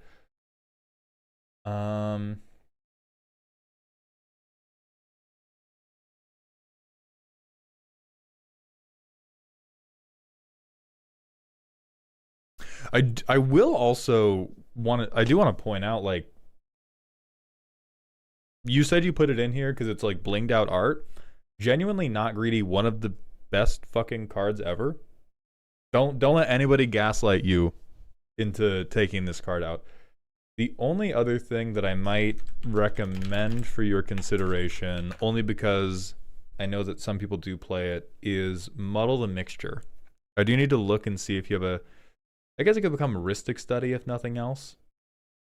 But when I think about, like, Jory N. Ooh, second spell a turn, draw a card. Ooh, maybe I get to double it. Versus protection spell. Oh, it transmutes for 2. Yeah. So we don't get Jory N. We get, ooh, Artist Talent? That's terrible. Ooh, Talisman of Creativity? Fuck that. Okay, counterspell that becomes a pinger. Eh? Drift of Phantasms is what I want. Thank you.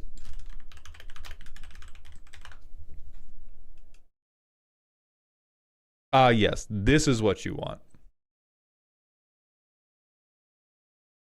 Just because is almost always the hardest up to have card tutors. Like I think every other color is better at tutoring than maybe white isn't. Oh, Muddle can also become Rift. Thank you, Hungrim. So I'd recommend both of these, quite frankly. I would recommend both of the transmutes if you want to do a little bit to solve the consistency issues. Anytime you can turn a bad card into the card you actually wanted is fucking dope.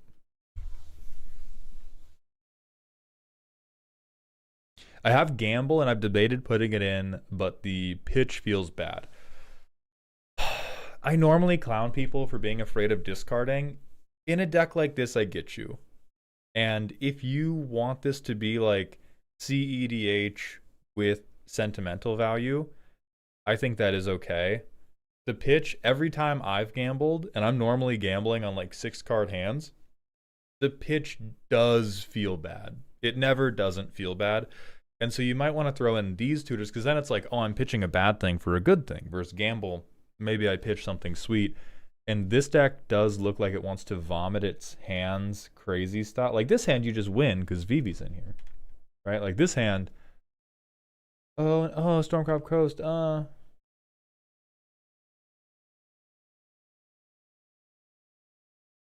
I mean, we just ripped this, and it's like, hey, do you want to remove? Do you want to let me keep Eevee and lose, or do you want to remove Eevee and lose to Veyron?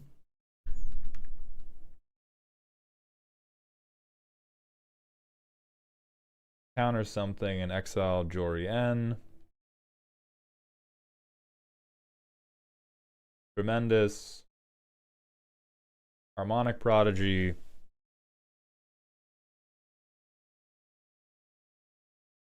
Then we mana drain something on someone else's turn. This triggers twice. We have a fat guy. I moved a land to the graveyard. Dog, I slam Niv fucking Mizzet. Who cares? Who fucking cares? I slam Niv Mizzet. And then I just hope for the best. Yeah, and god damn, you got some pretty cards in here.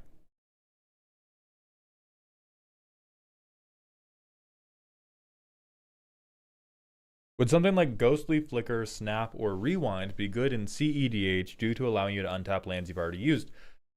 There's arguments for them, Mosher, but the problem with them is usually that they don't do enough for how cute the utility is. We don't want Cauldron. I legit spent 5 years getting the nicest version of cards I could find. That's crazy dedication, honestly. Easily most dedicated Izzet player I've ever met or heard of. And we have Snap already. We just don't have, what's the other one? Flicker, Rewind. Yeah, Flicker and Rewind, I do not believe in very much. Crab's Lawyer, I play an okay amount of Arena. I don't play a ton.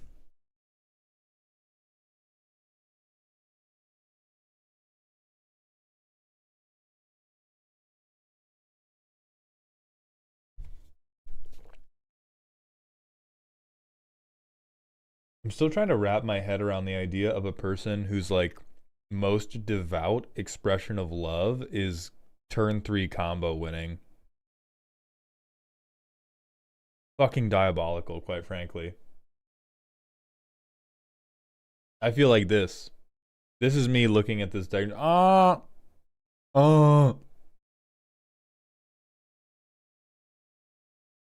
hurting. I'm hurting. I think this is like almost peak in a way. Just because of the dedication. Just because of the dedication to bringing it out. Like, I don't love this deck. But I can feel that you love this deck. I'm gonna put you a little on the left, Cliff.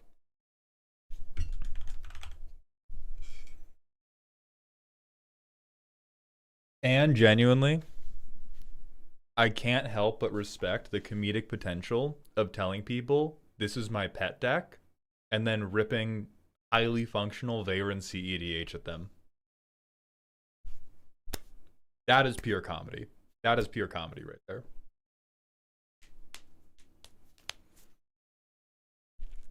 Luke and everybody else on TikTok and YouTube wondering about how you submit decks. These decks right here are submitted via Ko-Fi commissions. We do free review streams at other times. It's just not happening today. The Ko-Fi commissions go on sale at the beginning of every month.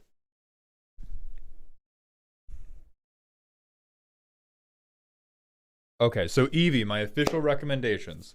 Get Drift of Phantasms, get Muddle the Mixture, think about the Waterbender's Water Skin, and then get a good antidepressant for all of the hands of this deck that are not going to work. Because a ton just won't. That is the red-blue life. And please, please, please, check out some actual CEDH games, because we are like this close. That means we're going back to the manual ad break, and we are looking for Shaper, our final roastie of the day, who I do not believe I've seen yet, but my chat checking has not been perfect. So Shaper, if you are here, please let me know. If you're not here, I will call again for our vertical stream enjoyers to jump over to horizontal. Eevee, perfect. I'm so glad to hear that you enjoyed this. I really appreciate you sharing this with us. That is a very beautiful labor of love.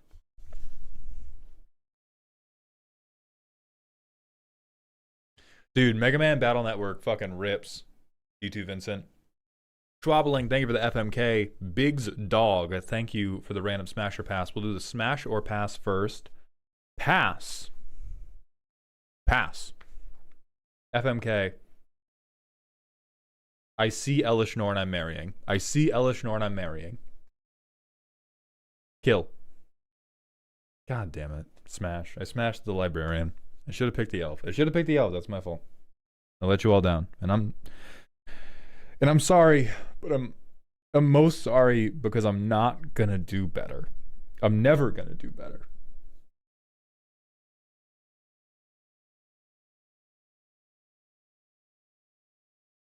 KTW, thank you very much for the Twitch follow. Welcome to the doghouse, my friends. Don't knock the librarian. That beard is amazing. That beard's something. My regular play group allows us to mulligan for a basic if we miss multiple land drops. Do you think this is fine for a casual play group? Most of the time this happens after 3 to 4 missed land drops in a row. Taco Man, if I am understanding you correctly, super yes. The thing I dislike about the friendly mulligan and why I posted the video about the friendly mulligan being bad for your casual games is because I think attempting to stabilize the game in the opening hand is the wrong place to try and stabilize it. I think trying to stabilize it by stabilizing our opening hands is creating a bad expectation of like roughly equalized hands, which is never going to happen. I think it's good if somebody's missing land drops for the table to collectively be like, okay, mercy basic. We have seen you miss land drops. Instead of drawing whatever you drew for this turn, draw a basic instead, get it into the game. We want you to play. I'd even be down with the reverse. I would even be down if somebody was like, holy shit, I'm flooding. They show their hand. We just let them like exile into a non-land and get something onto the board so that shit could happen. That's fine too. I don't need the games. I don't want the games to be like, oh, don't use the friendly mulligan because you need to be competitive. I just think the way the friendly mulligan impacts the game is worse for your enjoyment than the way other stability methods would impact your enjoyment. Britog, Fling, pretty goddamn funny. Fling is pretty goddamn funny.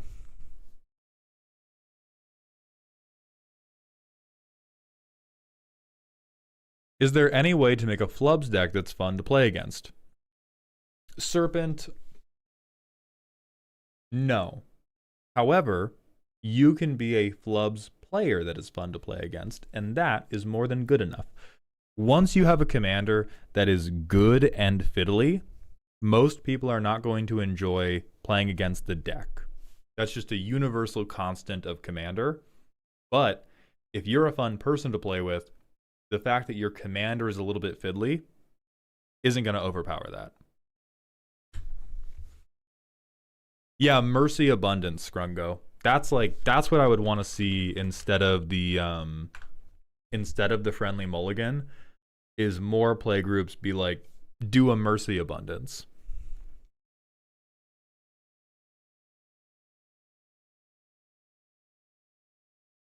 Personal question from Criobrine. What's your take on Yidris Maelstrom Wanderer? I can't find if you have done him yet. I don't think I've done him yet, and so I do not have a nice polished take for you. Okay, this makes me wonder now, why is Fling funny when other means of winning aren't?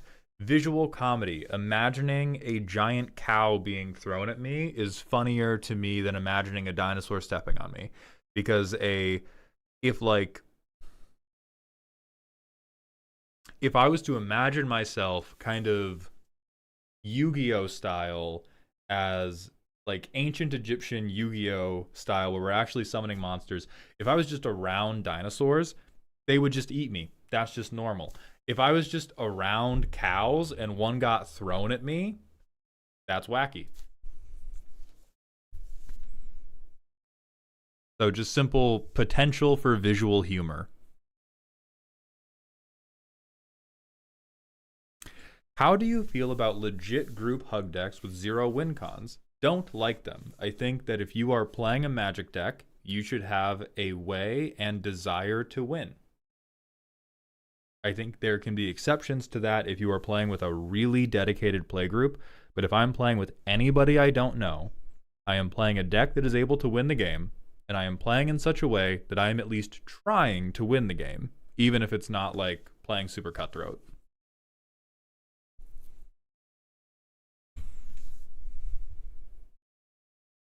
Autumn Cutler, I don't know why you want my consent for that. I'm certainly not going to provide you with body pillow materials, but I cannot control what you print out on the internet. What's your opinion on Cryogenic Relic? Oh, Cryogen Relic. This card is fucked up. Fuck this card straight up. Fuck this card. I hate it. I hate it. Fuck you. I've been hit with this unlimited twice already. That's 2 more times than anybody should be hit by this card. Fuck this thing. There's probably going to be a deck that can use it really well in Pauper. It's relatively normal.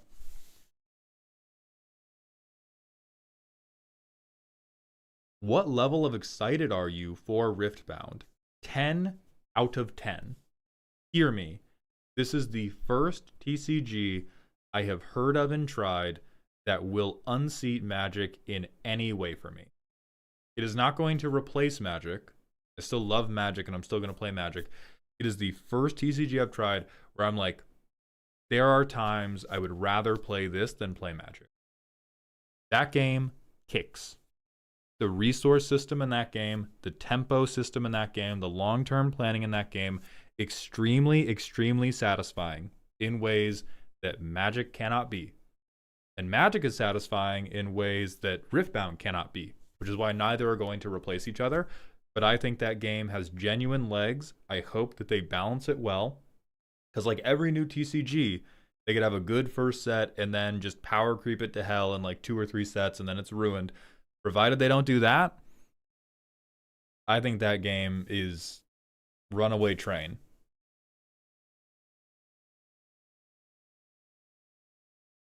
I have not seen Algomancy.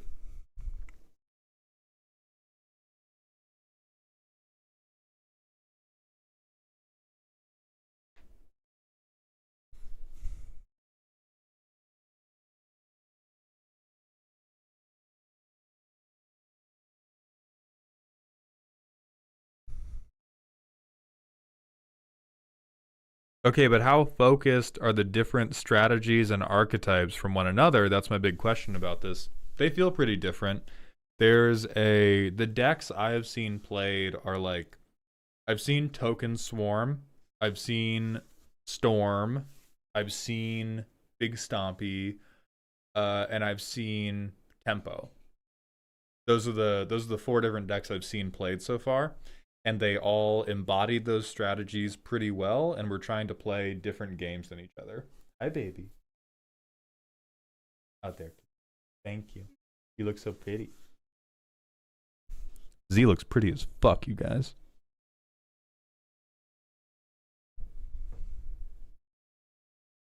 Schmitty, for Indoraptor, that's genuinely a time that it's just helpful to go to EDH rec. Like 99 of the cards are going to be the same because there's exactly like 2 good things to do with the commander and everyone's doing them. And it's okay that the deck is not deeply unique. It's still very, very fun. The dinosaur cannon is still a funny thing to do.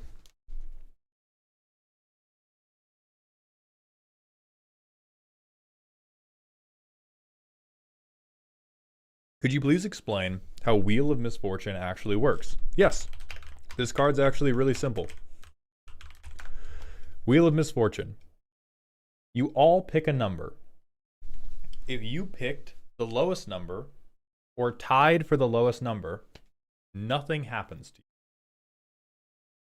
you. If you picked anything but the lowest number, you discard your hand and draw 7.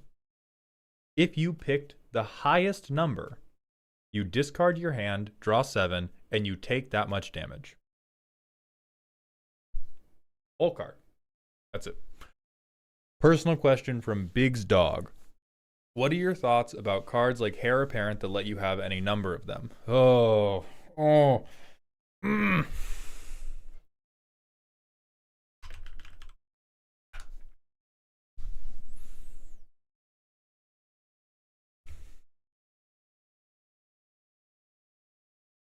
I'll say this. Heir Apparent and Heir Apparent-esque things serve an important part.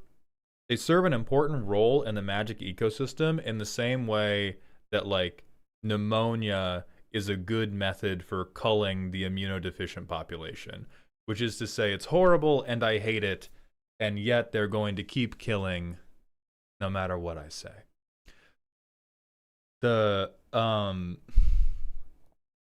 They make decks that just work, which is fine, and they tend to make decks that work in exactly one way and fold super hard to a specific type of interaction. This is actually kind of good and healthy to make sure that people are not building wildly irresponsible decks. Like, it's the bear check. Can your deck handle an opponent playing a goddamn 2-drop every single turn? If you can't, that deck probably sucks dog ass. That said, these are the most, like, you build them, you laugh, you play it one time, you never play it again. Build, laugh, play, dismantle.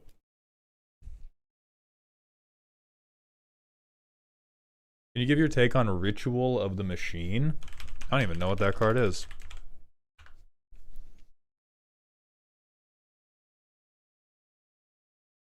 Ooh, that's funny. Ooh, I got like 3 decks this is going in. Hey, babe.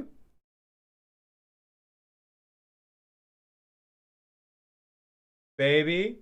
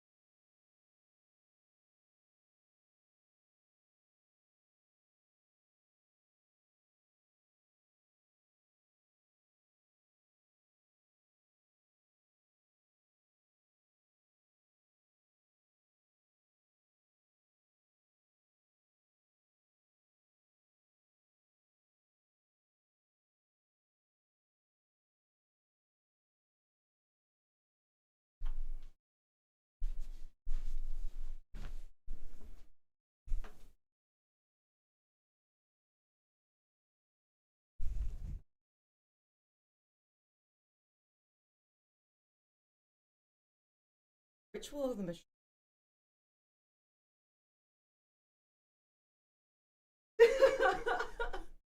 No. Trade deal. No. Trade deal. No. I sacrifice my creature refuse. that Henzi was already going to sacrifice. In return, you give me Choco.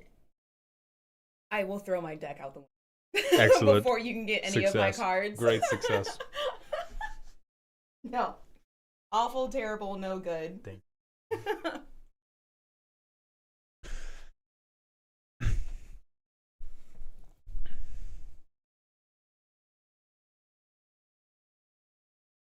Hell yeah. That card's beautiful. Okay, Shaper, are you here, dog? Shaper, please. Sorry if you answered this already, but is it a good idea to run a lot of trample in Mr. Orfeo? Boombox, it's a fine idea. Orfeo is a lower power deck, so you can kind of just run whatever you think is cute. Running a couple sources of universal trample, very good idea, for sure. Ooh, I could play this in like Satoru, because I have so many, and Thunder Junction Satoru, because I have so many shitty ninjas. Like I have so many just... Like, oh, I sacrifice my Ornithopter, give me your commander? That's crazy. I'm proxying this straight away. Could see, yeah, you could do it in Genova too. I think straight up, like, any deck where you play creatures, have you ever considered building 11 with the big evil theft spells? I don't build a lot of Grixis outside of CEDH. I've typically found that the ways I have to hold myself back while playing Grixis to play it in brackets 2 and 3 defeat the purpose of playing Grixis, and so I only play it if I'm doing the craziest shit possible. Chaos, I have not reviewed Sarah Ascendant.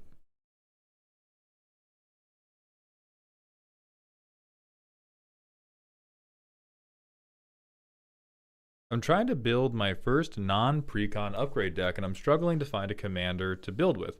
Any suggestions for a beginner that's control-ish? First suggestion, don't try to go ish. If you want to do an archetype, just full out do that archetype. Now that said, a commander that would be okay with control. One method of control could be Squall. There are a lot of non-land permanents, or there's a lot of permanents you can run that are like edict effects or removal effects, and Squall does control / Voltron. He beats the fuck out of people, and when he hits them, you get board control effects back. Other things that'll do it, anything in Esper. You could do Y'shtola, everybody's favorite cat girl.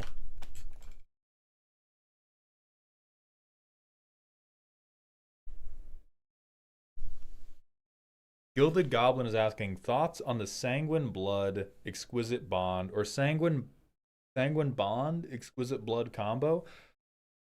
I personally think it should be considered bracket 3. I think the Sanguine Bond, let me pull it up so that the various chats know what I'm talking about.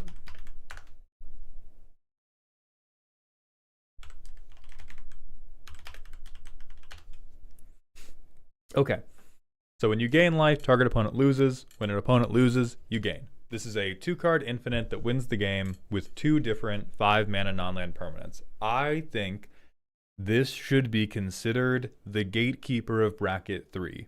It is not an interesting infinite. However, no infinite in the world is interesting. I'm sorry to ruin your day like that. I think signing up for bracket 3 is signing up for the possibility of somebody curving into Exquisite Blood, Sanguine Bond, turn 5, turn 6. And if you can't deal with that, you're on the weaker end of bracket 3, but that is the type of shit you are signing up for. Yes, Shade, this combo has been power crept multiple times.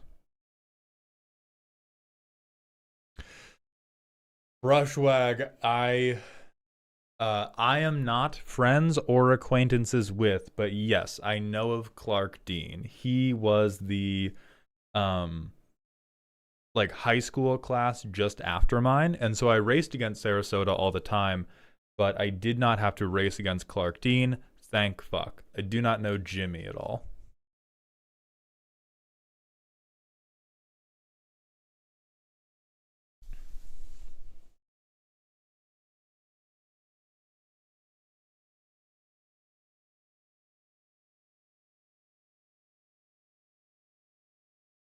Drago, thank you very much for the Twitch follow. Welcome to the doghouse. Anyway, oh, hold on. Badgers, thank you for the personal question. How do you feel about the Mystery Booster test cards being played outside of Mystery Booster Draft? I'm going to be working on an Anax and Cymede and Kinalos and Tiro list after retooling my Baron Von Count list and wanted to know other people's opinions on them.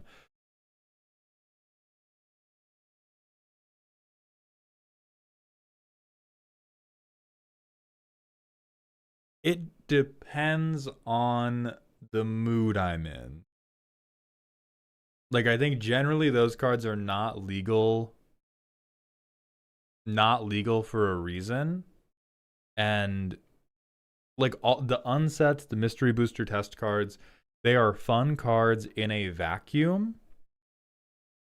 But if I'm sitting down for Commander and you bring them out, like keep them fucking 100 feet away from me. But they are fun in a vacuum. They are fun in a limited situation.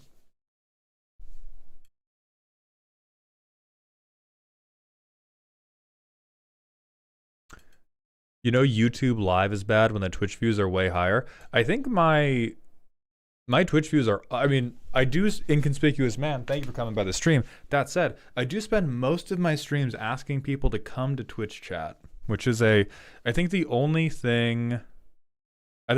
time my YouTube stream views are ever higher than my Twitch stream views are if I am doing a set spoiler review. For some reason, YouTube clicks into that crazy style. YouTube will click into that crazy style much more than Twitch chat will. But otherwise, I would say primary streaming platform is Twitch, but I am streaming to all these other places.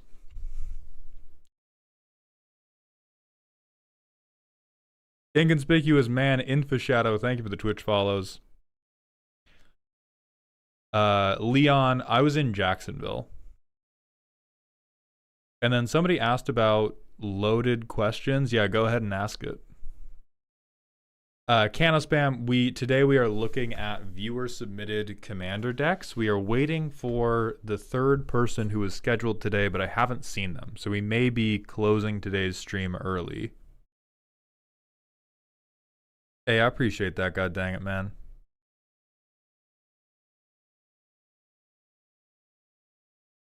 Fortunes, if you are still around, slivers can be CEDH, but they're bad CEDH. The Dart Monkey from Bloons Tower Defense 6, thank you very much for the Prime sub. Welcome to the dog home, my friend. I appreciate that. Da-da-da-da-da. This is not a thing to smash or pass. Hard pass. Hard pass. Maldhound, have you ever done a deck tech where someone asked you to power down their deck? I don't think it is a thing people have explicitly asked for, but it is quite often that is the thing I will recommend. There are many situations where people will say, something's wrong with this deck. I'm not really sure what overall, but here are the mechanical problems I am having. And when I investigate those mechanical problems, the mechanical problems are the result of trying to over-optimize a silly thing. And so there's plenty of times where I go like, yeah, make this worse. Like, you're making this bracket, you're trying to make this bracket 4, you're trying to make this bracket 3. You will enjoy it more as bracket 2, so long as you have people to play it with. Please do that. Oh, there was a request. Yeah, we did get one. We did get one where they explicitly asked me to depower landfall. Yeah.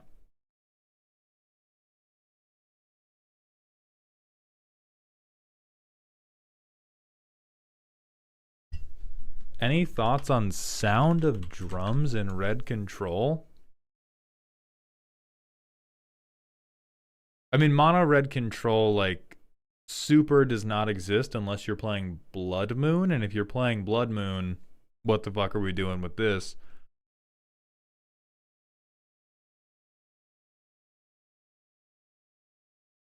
Schmitty, at this point, I know. Here's the thing, dog. I've seen the card in person. I know what it does. I'm not looking at it to spite you. Neener, motherfucker. Hey, Metal Joe.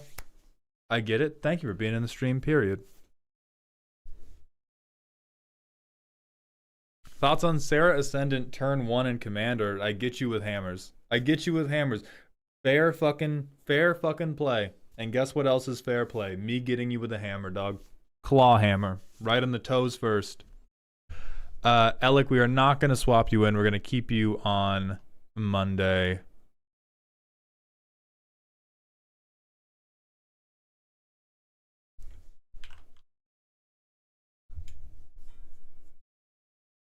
What do you think of Krenko Mob Boss as a commander? Quick trip to getting your toenails removed is what I think. It can do one thing and it does it quite well, but a lot of people are like, here's my silly Krenko deck, and the Krenko deck is never silly. Head Games is fucking hilarious. Head Games is one of my... Head Games is a very beloved card. What is your most hated commander to play against? I don't think I have a solid number 1 slot. This is probably one of the most. This or a big landfall commander.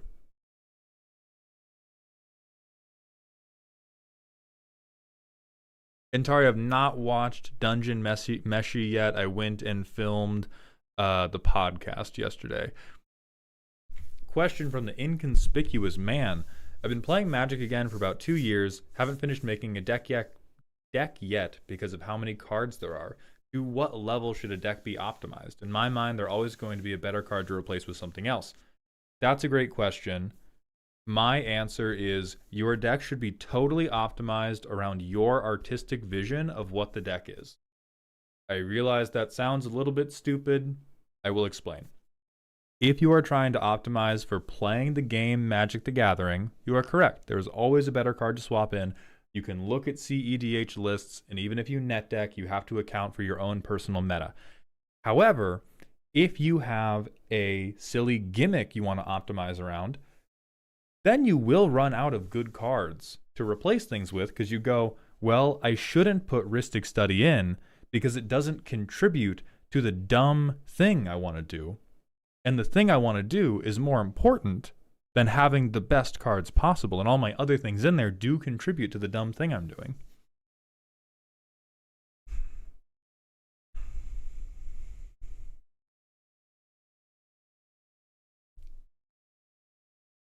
Era Striking has asked, so me and my friend are active Magic players, but we mostly play online via tabletop sim.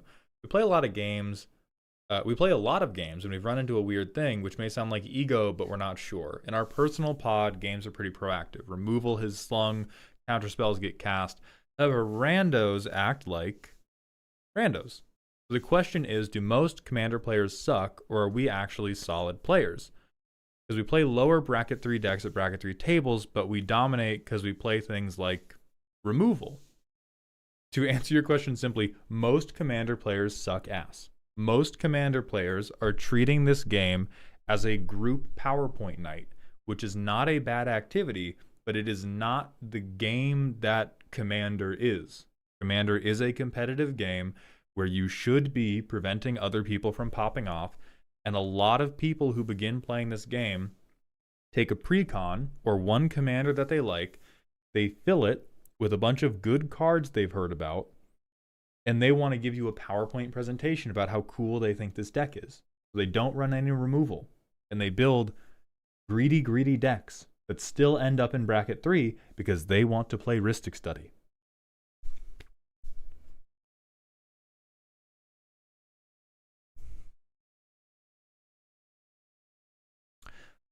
Do you have any recommendations for proxying services? So this is not an official recommendation, but the one I've used historically is NPC fill. Does a mill deck have the job to police everybody's graveyards? Does the mill deck have the job to police graveyards, or is it everybody's job in the first place? If you are a good mill deck, it's your job. It depends if you're a good mill deck or not. It's everybody's job to some degree, but if you are a deck that's not going to fill your opponent's graveyard, you are probably dedicating a normal amount of graveyard hate to your deck. Because you're like, well, graveyard should fill at a normal rate, or like a standard deviation of normal rates. If you're a mill player, you know that the graveyards are going to be full as shit. And so you should be bringing more graveyard hate. God damn you, Vincent. God damn you.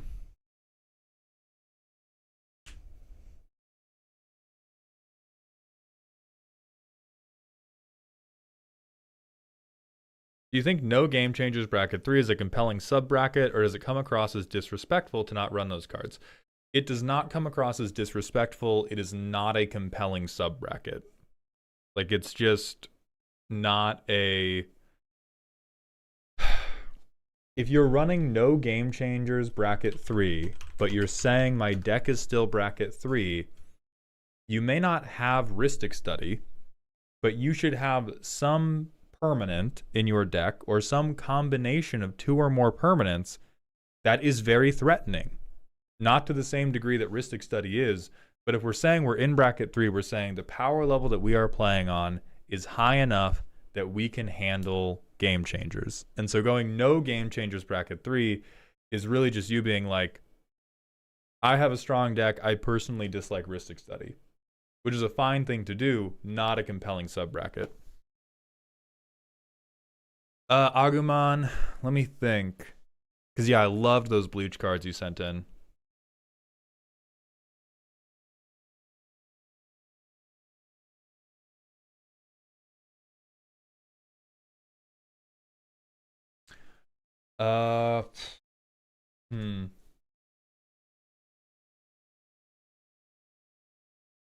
I actively do not want to see Mayuri.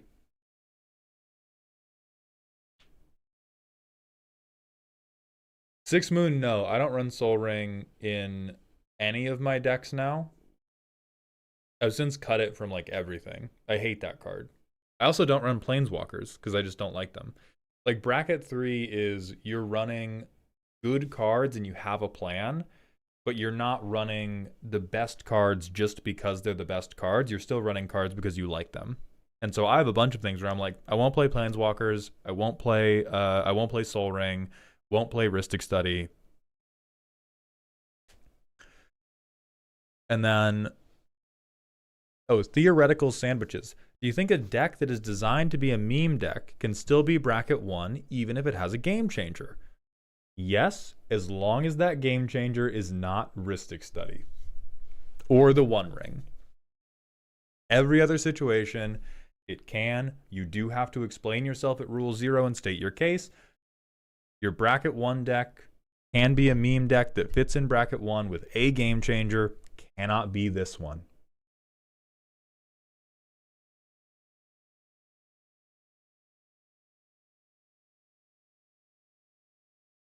Have you ever seen a Chaos deck that is actually good and or fun for people other than the one playing it?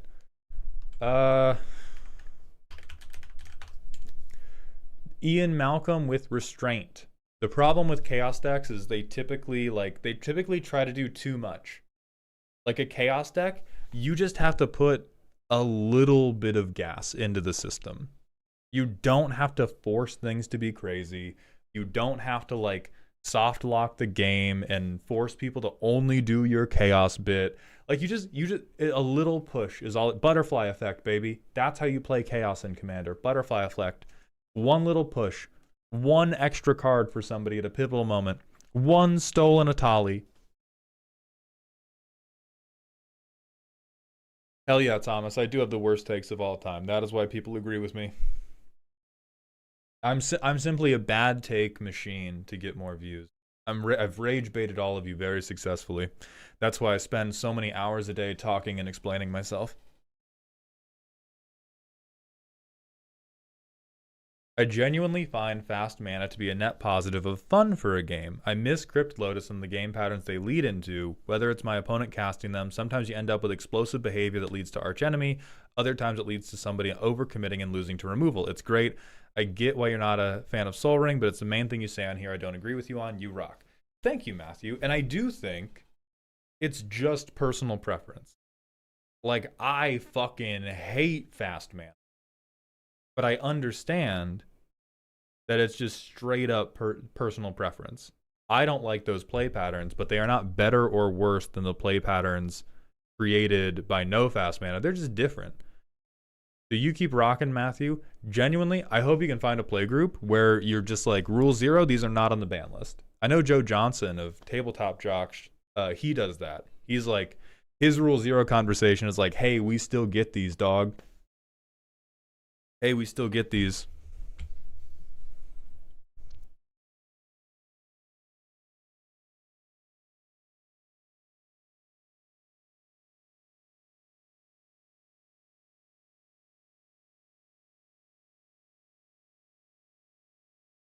Because those are like, some people miss Dockside. Crazy people, but some people do.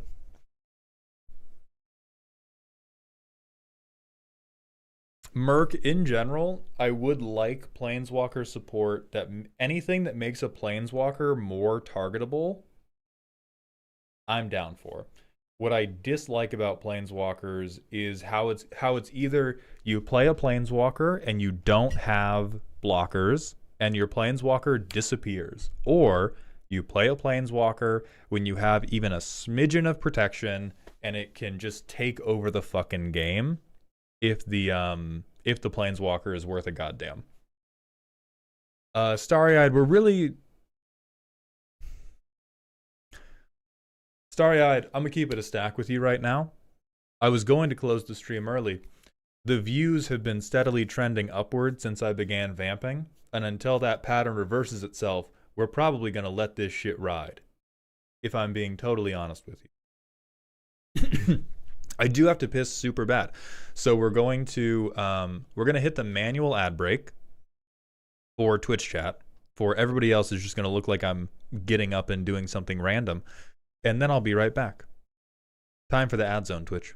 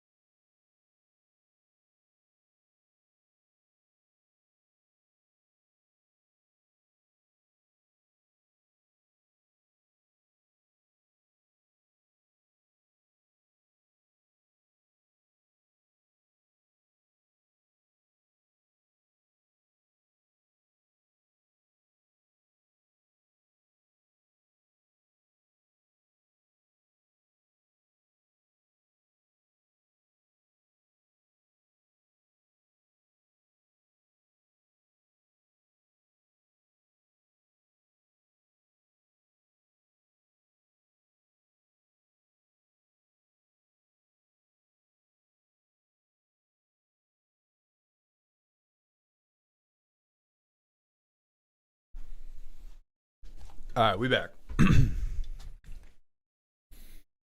You got a good burger place nearby? We got okay ones nearby. Oh, you're talking about somebody asking about DoorDash. I'm fucking crazy, dude. I'm sorry. That's on me. That's my fault. I'm being conceited again. My dead dad tells me about that every day. Lord Xavier, thank you for the 100-bit cheer. Hey, Mald, I'm trying to change my Angel Kindred deck to something more interesting. It's currently a theory-crafted Will Scion deck. Did I just make it more boring? I do not think so, but here's my rule for Kindred decks that I think will help you and anybody else watching. If you are building a Kindred deck, the things that make it interesting are the places you break from the creature type to put spice in. I'm not an angels guy when the lights are on, so I don't think any angels are spicy personally, but you can find some spice for this. This cost reduction can get crazy, but you got to find something kooky.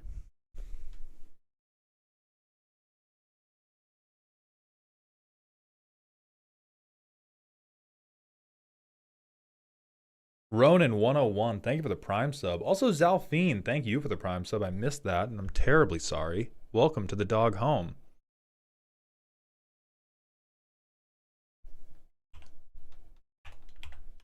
RX Briggs, I'm hooking you up with that roast thing. RX Briggs, thank you for the Prime sub. Welcome to the dog home, my friend.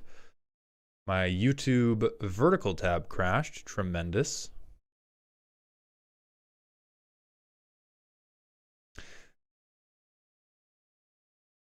I love Graha Tia as a card, but it seems like it just wants to counterspell everything. Is there a fun take on Esper without falling into control?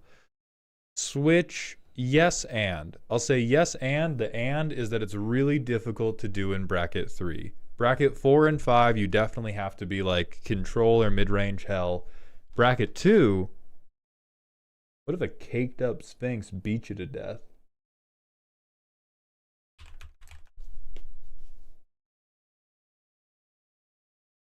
Bracket 2, you can do Esper beatdown.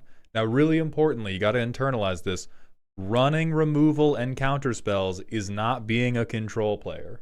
Running interaction is being a normal Magic player.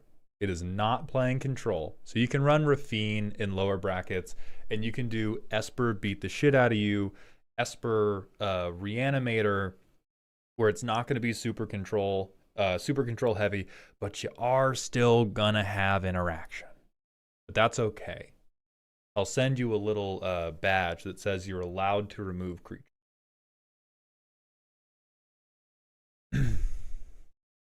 Rye Bread Bear, thank you for the Twitch Prime sub for the 2nd month. Welcome back to the dog home.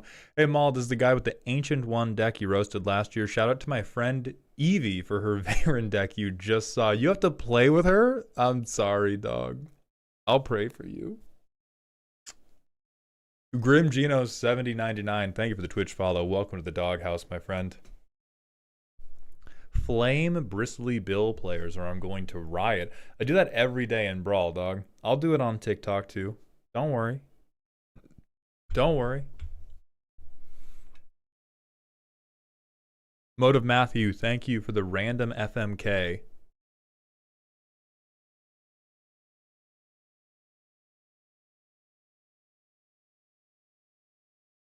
Divinity, I think I've done Brutaclad.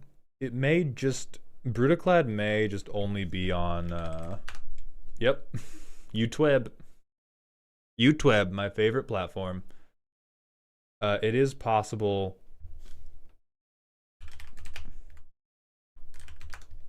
that I only have it on... Nope. Right here. I got you, dog. I got you, dog. Utweb is where Haldmound posts. What are your feelings on Omniscience still in Standard? I think that's good. I think that should be a combo outlet for Standard. I, for once, did agree with Wizards when they said, this is fine for a combo payoff. What's not fine is that combo making it happen turn 4. If it's a turn 5 or turn 6 combo payoff, that's healthy. Michael, I just read the TikTok. I'm tired of these accusations, man. I'm tired. All right, quite frankly. Every platform that's not Twitch chat, I'll see a line of text as I am halfway through reading it. Somebody's like, he doesn't read here. Yes, I do. I'm doing my best. I'm doing my best, Michael, please. Hi, tired, I'm Nick. I'm banning you. Goodbye, Nick. I hope that was worth it. You piece of shit. My moment of weakness.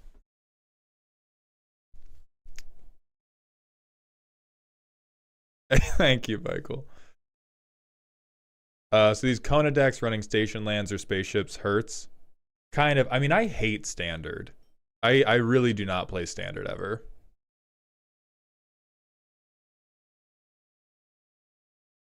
Can't believe Maul doesn't read Twitch chat. God damn you. Switch, my current favorite deck to play is my Eevee Stompy deck. It's this one. This is my beloved child right now. I've not done Chiscoria yet, Joshua.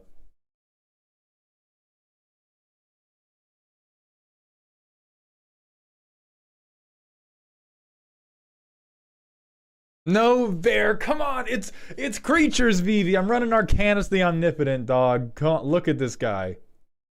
Hold on. I'll save this. Let me make sure that the TikTok camera is in the right place. Hold on, Bear. Hold on. Computer enhance. Hold on. Look at them, Bear.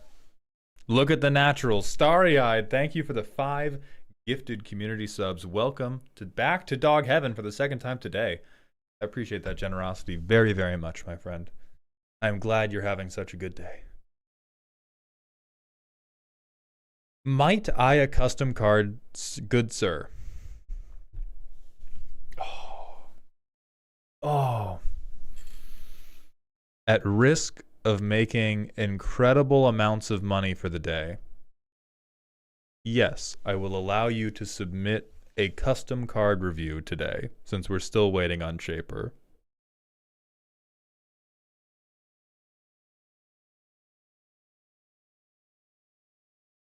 Fail Inc. It's really tough to convert people away from the friendly mulligan.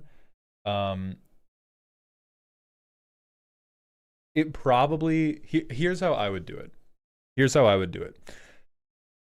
I would convince to your playgroup, what if we tried higher power decks as a funny? And then also as a funny, because the decks are better, let's not friendly mulligan and just see what happens. And then if anybody gets hard stuck, you do the group abundance, the mercy abundance, which is where like, oh, you've been stuck on all lands or no lands for 2 turns. Get a non-land or get a land. And just see how that goes. You're going to have to do a lot of playing by ear. All right, let's look at what Starry Eyes has sent in. Spartan, B312, Lone Wolf. A 6-mana Jund creature, 4/4. I'm not looking at the text box. You're wrong. I'm sorry to say. Let me tell you why you're wrong, and let me close the card so I can't witness it. Whatever you did to justify a green creature costing that much mana and having a power toughness that was lower than its mana cost is a crime. I don't know what it was. I don't know who it's being done to. I know it's a felony. And I know you're getting the chair for it.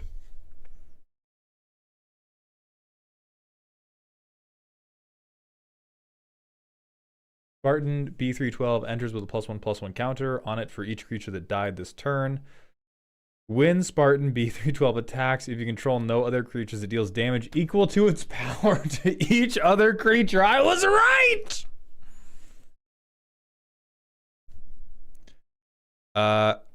Okay. So not totally busted. Not like, this is not outrageous. It does make me, I am tweaking a little bit about the play pattern, because it just goes like, Jund, I buff it, it kills everything, and I just board wipe everything for, like, it's oops all board wipes in the command zone, which is not necessarily broken because it's never winning a CEDH game, but this is play pattern problem rather than just like outright strength problem. Alan EXE, thank you for the Prime sub, my friend. Welcome to the dog home. I appreciate those Jeffrey dollars. Hey, what's up, Evan? Thank you for coming by the live. All right, Mosher, have fun, my friend. Thank you for coming through. Blue, I do not have Thousand Year Storm in the VV deck. Sir Mauld is the third Da Vinci twin. Do you have any opinions on how I should build a Da Vinci deck? Big fucked up artifact creatures, just do full crimes.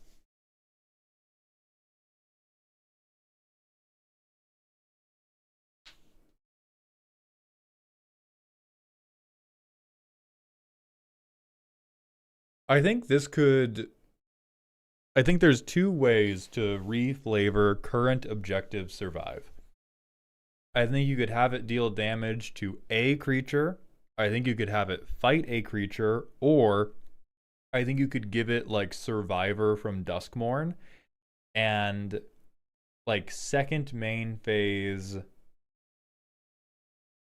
I'm thinking like second main phase, if this creature is tapped, destroy target creature with power less than Spartan B312. That's still really good. That's still really, really good, but does not just become my board wipe every turn. Mato Satana and Lonely Ghost Boy, thank you for the Twitch follows. And then Ellendal, thank you for gifting a tier 1 sub. I appreciate you very much. Benjamin Soto, I'm not sure what bit we're doing, but what bit are we doing? Somebody in TikTok chat has just asked, Madhound says will not make stuff in TikTok, so who are you? I am Maldhound. Madhound's much more attractive and much more bald cousin. Mald, any tips for new creator getting into the MTG space? Yes, Humid, which is going to be my standard tip. My standard tip is make something every day. Be highly critical of it. Do not be mean to yourself. That's it.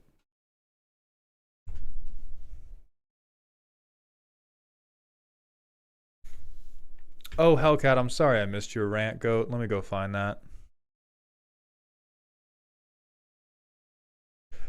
Do you ever think Wizards will print a card that just says win the game without any prerequisites for a fuck ton of mana? I hope not. I'm not going to say it's impossible, but I really hope not. And based on the few designers that I do know, I don't think they will.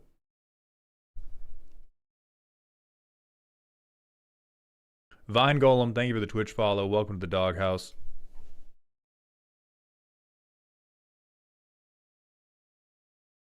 Firemind EX, I love March of the Worldoos and I hate Shrine, so I have no idea how to answer your question about Go Shintai without banning you.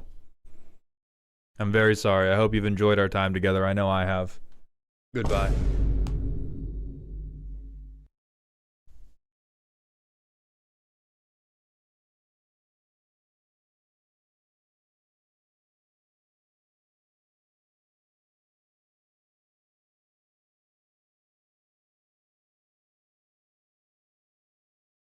Oh, and thank you for sharing the art credit. Art credit is Blue Phoenix on Twitter for Lone Wolf B312.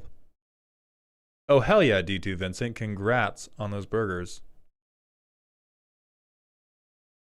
No, Cole, this is a fully custom card. With lessons coming back, do you think they're setting up for sideboarding in Commander? I doubt it. Infish Shadow, thank you for the 100-bit cheer. Am I right in thinking that giving it Death Touch would make current objectives survive a board wipe regardless of power? You are correct, which is part of why I do not like this current design.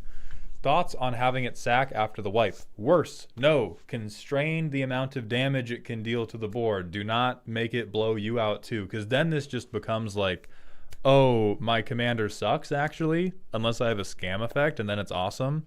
Like this is the problem with all of the really expensive commanders. You're making it do too much. You're making it do too much.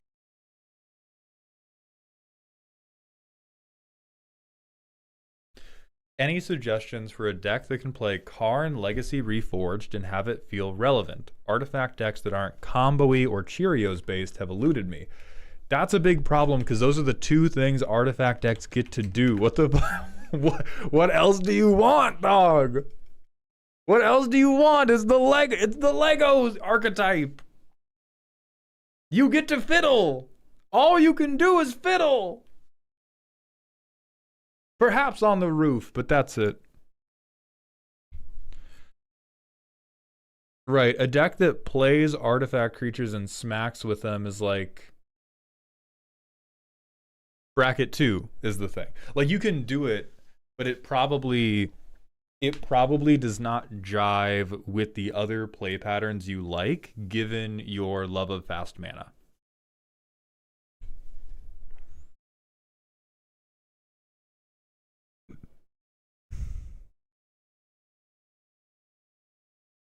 Text it will not be.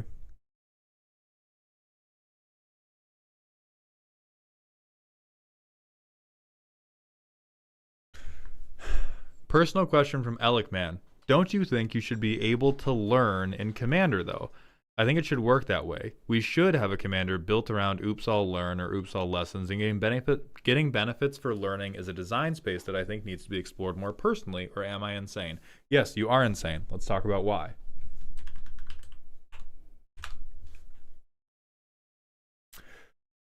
So learning is when you get to take certain lessons and put them into your hand for free. And if we look at the times, Wizards has experimented with mechanics that let you put secondary cards from your sideboard into your hand for free. It has generally been a fucked up and very, very bad time. We can reference companions. We can reference things that wish combo. It typically means the cards that you can grab with these mechanics have to be dog shit or they are game-breakingly good. Being able to just decide you get a card is crazy good. We should not be expanding that space, or we should be expanding it obscenely carefully. We should be incredibly cautious with how we expand it. And so saying like, oh, my commander deck is all about tutoring. Oops, all soft tutors. That's what you said to me. That's what Oops All Learn is. Oops, all limited tutors. I still have scars from Fires of Invention Karuga. Yeah, like it's...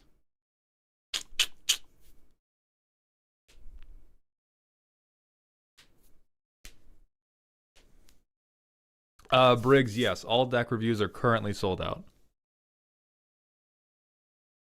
Mauled, I've been wanting a Yeah, Elikman, when you say I want to do a deck that's all learning, you wish to play Yu-Gi-Oh! Enjoy. Mauled, I've been wanting a proper Magic the Gathering Exodia style card set where you assemble some amount of cards similar to Big Furry Monster. What do you think of a card set? What do you think a card set design... Hold on. Grammar school.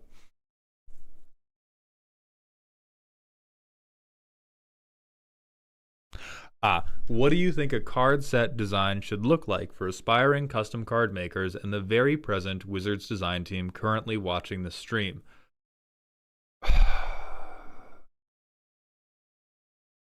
At the risk of hyping this up too much and then being wrong because it's not released yet, I think it should look like Aang. I think that a proper Exodia style combo in Magic would suck balls and we should not have it. I think the closest we want to it is this, where you have to do a bunch of stuff that's not on the card, and if you jump through all these hoops, holy shit, you pop off crazy style. Getting everything costs 5 less and covers Wooburg, holy shit, that's fucked up. and then you can flip it back to get a million benefits. Like it's crazy hard to execute, and if you execute the crazy hard thing, you get a very, very big payoff. This is about as close as we should get.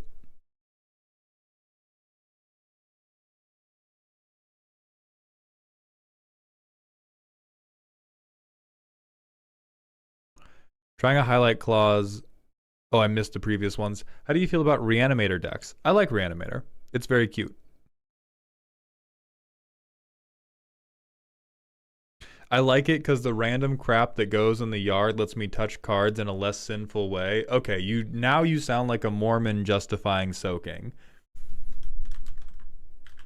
I want to be so clear with you. Mimeoplasm reanimation is much more sinful than actually drawing the cards. You guys just get to fucking buried alive. You graveyard players get to tutor so much more shit. So much more shit. Because you have hand tutors, and you have grave tutors, and you have looting. It is so much more sinful. So much more sinful to be doing graveyard stuff.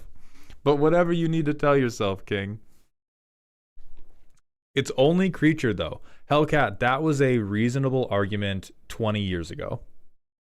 They have made so many good fucking creatures in Magic the Gathering.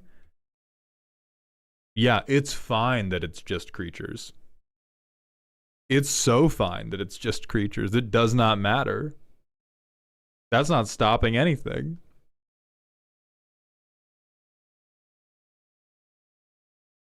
You're not wrong about Yu-Gi-Oh! I came from Yu-Gi-Oh! Yeah, then you want Yu-Gi-Oh! Back.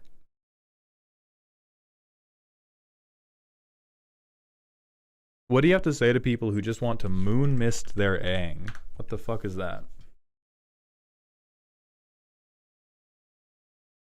That's pretty funny, actually. I hate that. I hate that the green players are I hate that we've unleashed this tech to a non-zero number of people because it's on stream. But holy shit. That, Oh, that's gonna do some damage. That's gonna do some damage, man. $1.80 card now, by the way. Random Innistrad common. If you ran for governor of New York, I would vote for you. Thank you, David. I appreciate that. Do you think Extreme David would vote for me too, or just you? This is the dumbest card ever, Michael. What the hell? This is the dumbest shit ever.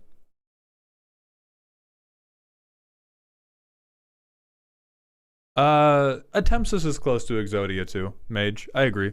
I do think that one's restrained enough that it's not a big deal. But yeah, it's Exodia style for sure. Assemble the right stuff in hand. Extreme Dave is no more? Oh no.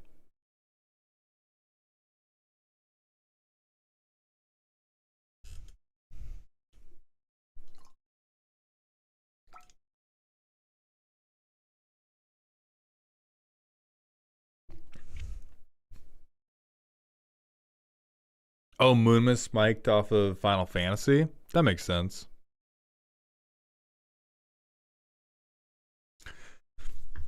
You talk a lot about wanting to see more Voltron-y decks leaning into stacks sub-themes more.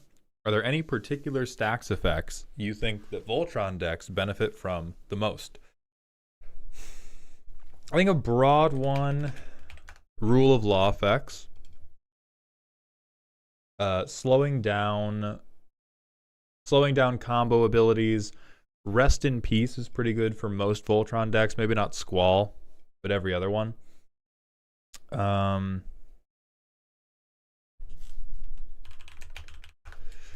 This guy's probably not your Voltron target, but if you go like, I cast one equipment, and then I beat you to death, and everything else is creatures, you're pretty happy.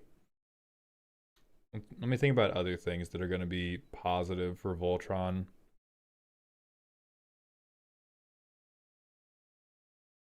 The best stacks piece is Drannith Magistrate, but that doesn't, right, that's not particularly good for Voltron. That's just particularly good for anybody that casts it.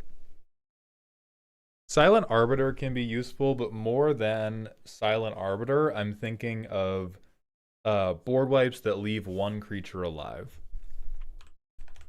I think it's like...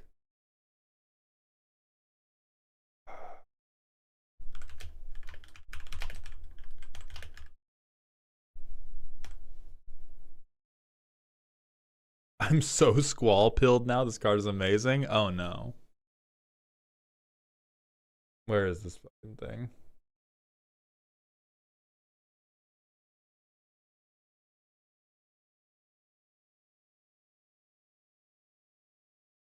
Oh, Promise of Loyalty. The card has finally come back.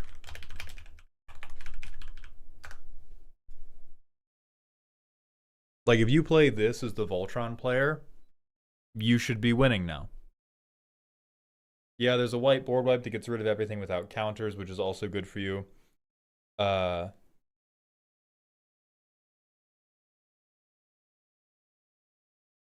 Dude, this stream is weirdly engaging. Like, without the distractions, it's just good advice after good advice. Xavier, I am a yapper, dog. I'm a born yapper. That's what I'm made for. So, Promise of Loyalty. If you're in red, the types of like land balancing effects are also pretty meaningful for you, because not too many Voltron pieces are super expensive. Esper's funny, but it's really more of a card draw piece. Like, you're not really staxing people out. You are just making it so they draw you cards. What do you think of Omen Machine as a stacks piece? I think this is not a stacks piece. I think this is a hand job, back rub, combination tax return. What the fuck? This is a, like... It's a very bad control piece. If you combine this with Dranith, sure.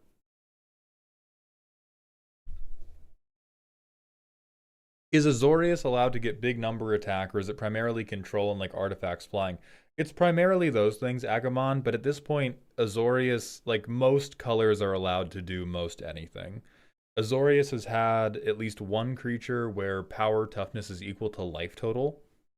Azorius also gets Serra Ascendant, which is a 1-mana 6/6 lifelinking flyer.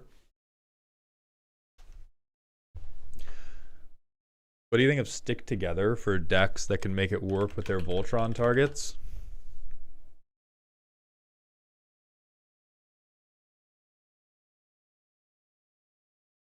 Pretty goddamn funny. Pretty goddamn funny. Hey Mauled, I feel like some cards such as Wash Away are criminally underplayed and undervalued in Commander. What cards do you think are underplayed and undervalued in the same way? Flaps, and I think this is bracket specific.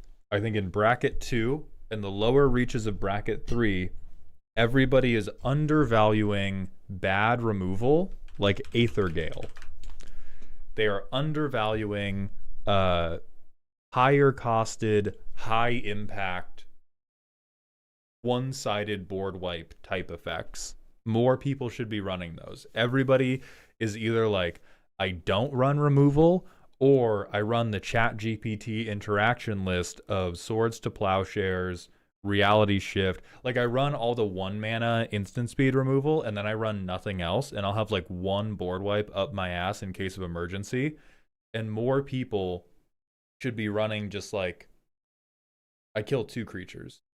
Casualties of War. Lord Windgrace's Judgment, which blows up 1 permanent per player. Like, people are not... Okay, bitch.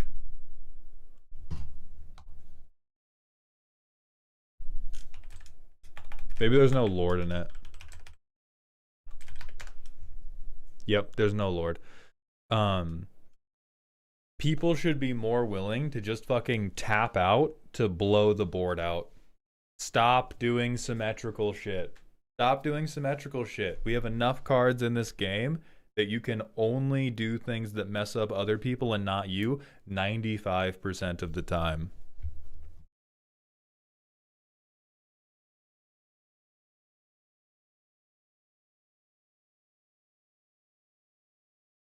Okay, we've vamped for like a clear hour now. I think this is the time when Shaper is not coming. I will have to email them and we will figure it out. But we have to go live tomorrow. I still have to write a commander roast for today. And so we are going to end it here and we are going to raid in to somebody else. But thank you all for being here. Thank you all for your generosity. And thank you for your time. Let's see who else is live. Decked Out is live. We are going to watch Veggie, fingers crossed, win in the Arena Open. I would pray on his downfall, but he's playing against other sealed players, and I hate them more than I hate him. Hit him with the Indestructible Justin rant, accessible via the ! Voltron command in my chat. I will be live again tomorrow at noon doing more deck roasting. I hope to see you there. Make sure you're following on Twitch if you're not already. And if you buy cardboard and you buy it from coolstuffinc.com, please use code MAULD at checkout. I'm sponsored by them. You get 5% off. They remember to feed me occasionally. Thank you all for your time. I hope you enjoyed the show today. And please remember to stay toxic.